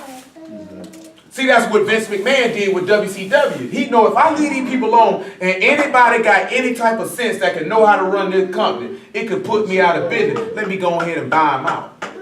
So the best way is, they gonna make your name bad. We can't buy the talent, so we're on the league. But see, they couldn't murk all the Negro League players, so they sent back. Yeah, but see what they looking at with them Negro League players? Only really black people were going to these games, so we were spending with each other. You know what I'm saying? And they sent back looking at if we leave this alone, Caucasians can sit back and go to looking at no matter how racist they might be. These niggers can play. So you know what we got to end up doing? We already know, truth be told, you niggas want to be like us and you want what we got. Come play with us. And you know what niggas do? I sure would like to play for you, sir. I love to shuck and dance for you, sir. I always wanted one of them Mercedes, son. But you know what they come in at? And also they had that mind of, see, we want equal right. No, you don't want equal nothing. Stay over there where you at. Stay over there where you at. You got something they don't have. Now you done gave it to them. Now you done gave it to them. And you see, and actually as I'm discussing that, I can't even say that with rap because sound like slavery, huh? you know what I'm saying? Because with rap music, everybody pretty much jumped on that off the rip no matter what race it was. You know what I'm saying? White boys jumped on the hip hop thing off the rip. Because you had Beastie Boys and all them back there in the 80s. Them boys been on that. Oh, yeah. You know, Beastie Boys was, Rick Rubin started Def Jam, he a Jew. But they were on it. It just, when that gangster stuff came around, then they thought they were gangsters. See, I could play a gangster, but go back to the suburbs. You know what I'm saying? But you always known these people want to emulate you. That's why if you serve your God, what you think they gonna do? They gonna follow. These people man, the Lord done wired their brains for them to want to follow and do what you doing. But you don't want to follow your God, so of course they're not gonna follow your God. You follow your God, they'll follow you too. They'll do that. He said he gave him a life for the Gentile. Let's finish the Ezekiel chapter 1 and we get out of here. What time are we on that? 203. 2:03. I got 20 more minutes. This nigga, you said that 20 minutes ago, nigga. No, I said I had about 40 to 50. 20 more minutes go by. Like, what time is it? Oh, I got 20 more minutes. So when we look at 26, and above the firmament that was over their heads was the likeness of a throne, as the appearance of a sapphire stone. Upon the likeness of a throne was the likeness of the appearance of a man above upon it. And as I saw the color of amber as the appearance of fire round about within it, from the appearance of his loins even upward, and the appearance of his loins even downward, I saw it as it was the appearance of fire, and had brightness round about. Hebrews 1:1. Is that Luke? Is that Luke? Listen, y'all just jump up like, who, what, say what, who going somewhere? What, you got some bills? Who got snipes?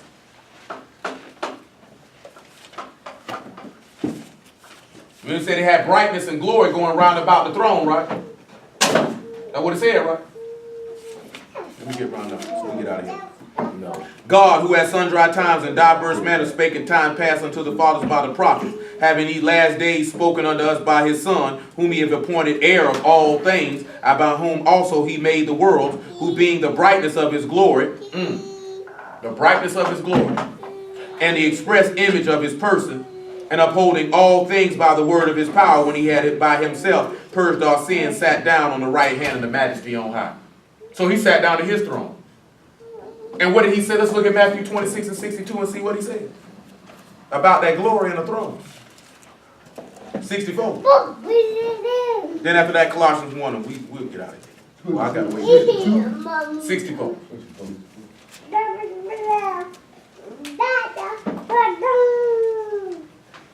Yahshua said unto him, well, 63. But Yahshua held his peace, and the high priest answered and said unto him, I adjure thee by the living God, that thou tell us whether thou be the Messiah, the Son of God.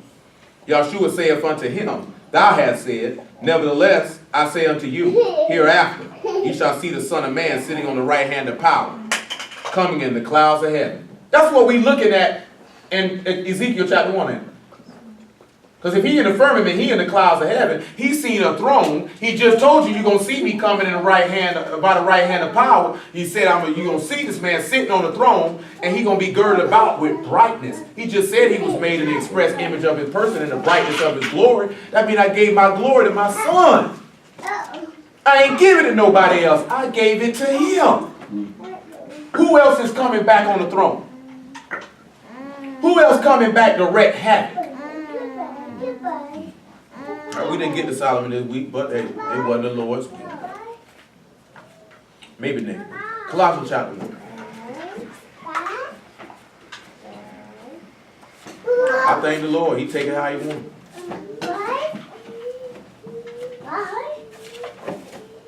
Stanky. Governor needs you to slide over there in a moment, man, in case he don't come back here and kill that count.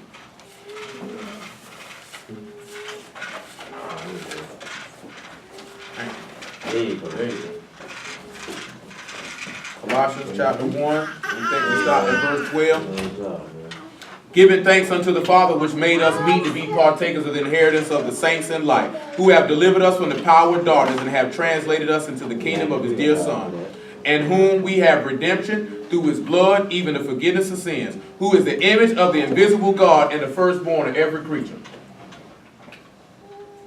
For by him were all things created that are in heaven and that are in earth, visible and invisible, whether they be thrones or dominions or principalities or powers. All things were created by him and for him. And he is before all things, and by him all things consist. So that means if everything was created by him and for him, that means he couldn't have gave his glory to another. That means everything that I had to give, I gave it to my Son. Lord will, we'll get into more in depth. John chapter 5, verse 39. We got two things in the clip. Lord will, we get to it. Ezekiel chapter 20, about bringing you in the bond of the covenant, and about him not giving his glory to nobody else. One of them will get done tomorrow. Lord permit.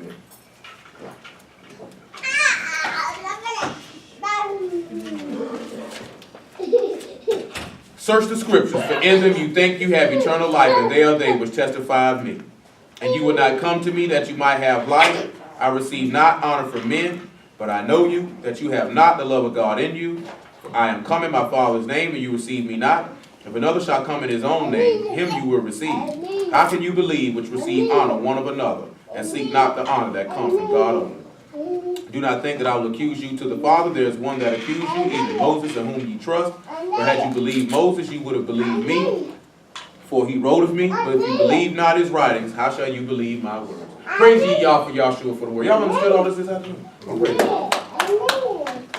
Get on out of here. Y'all gonna write on your phone?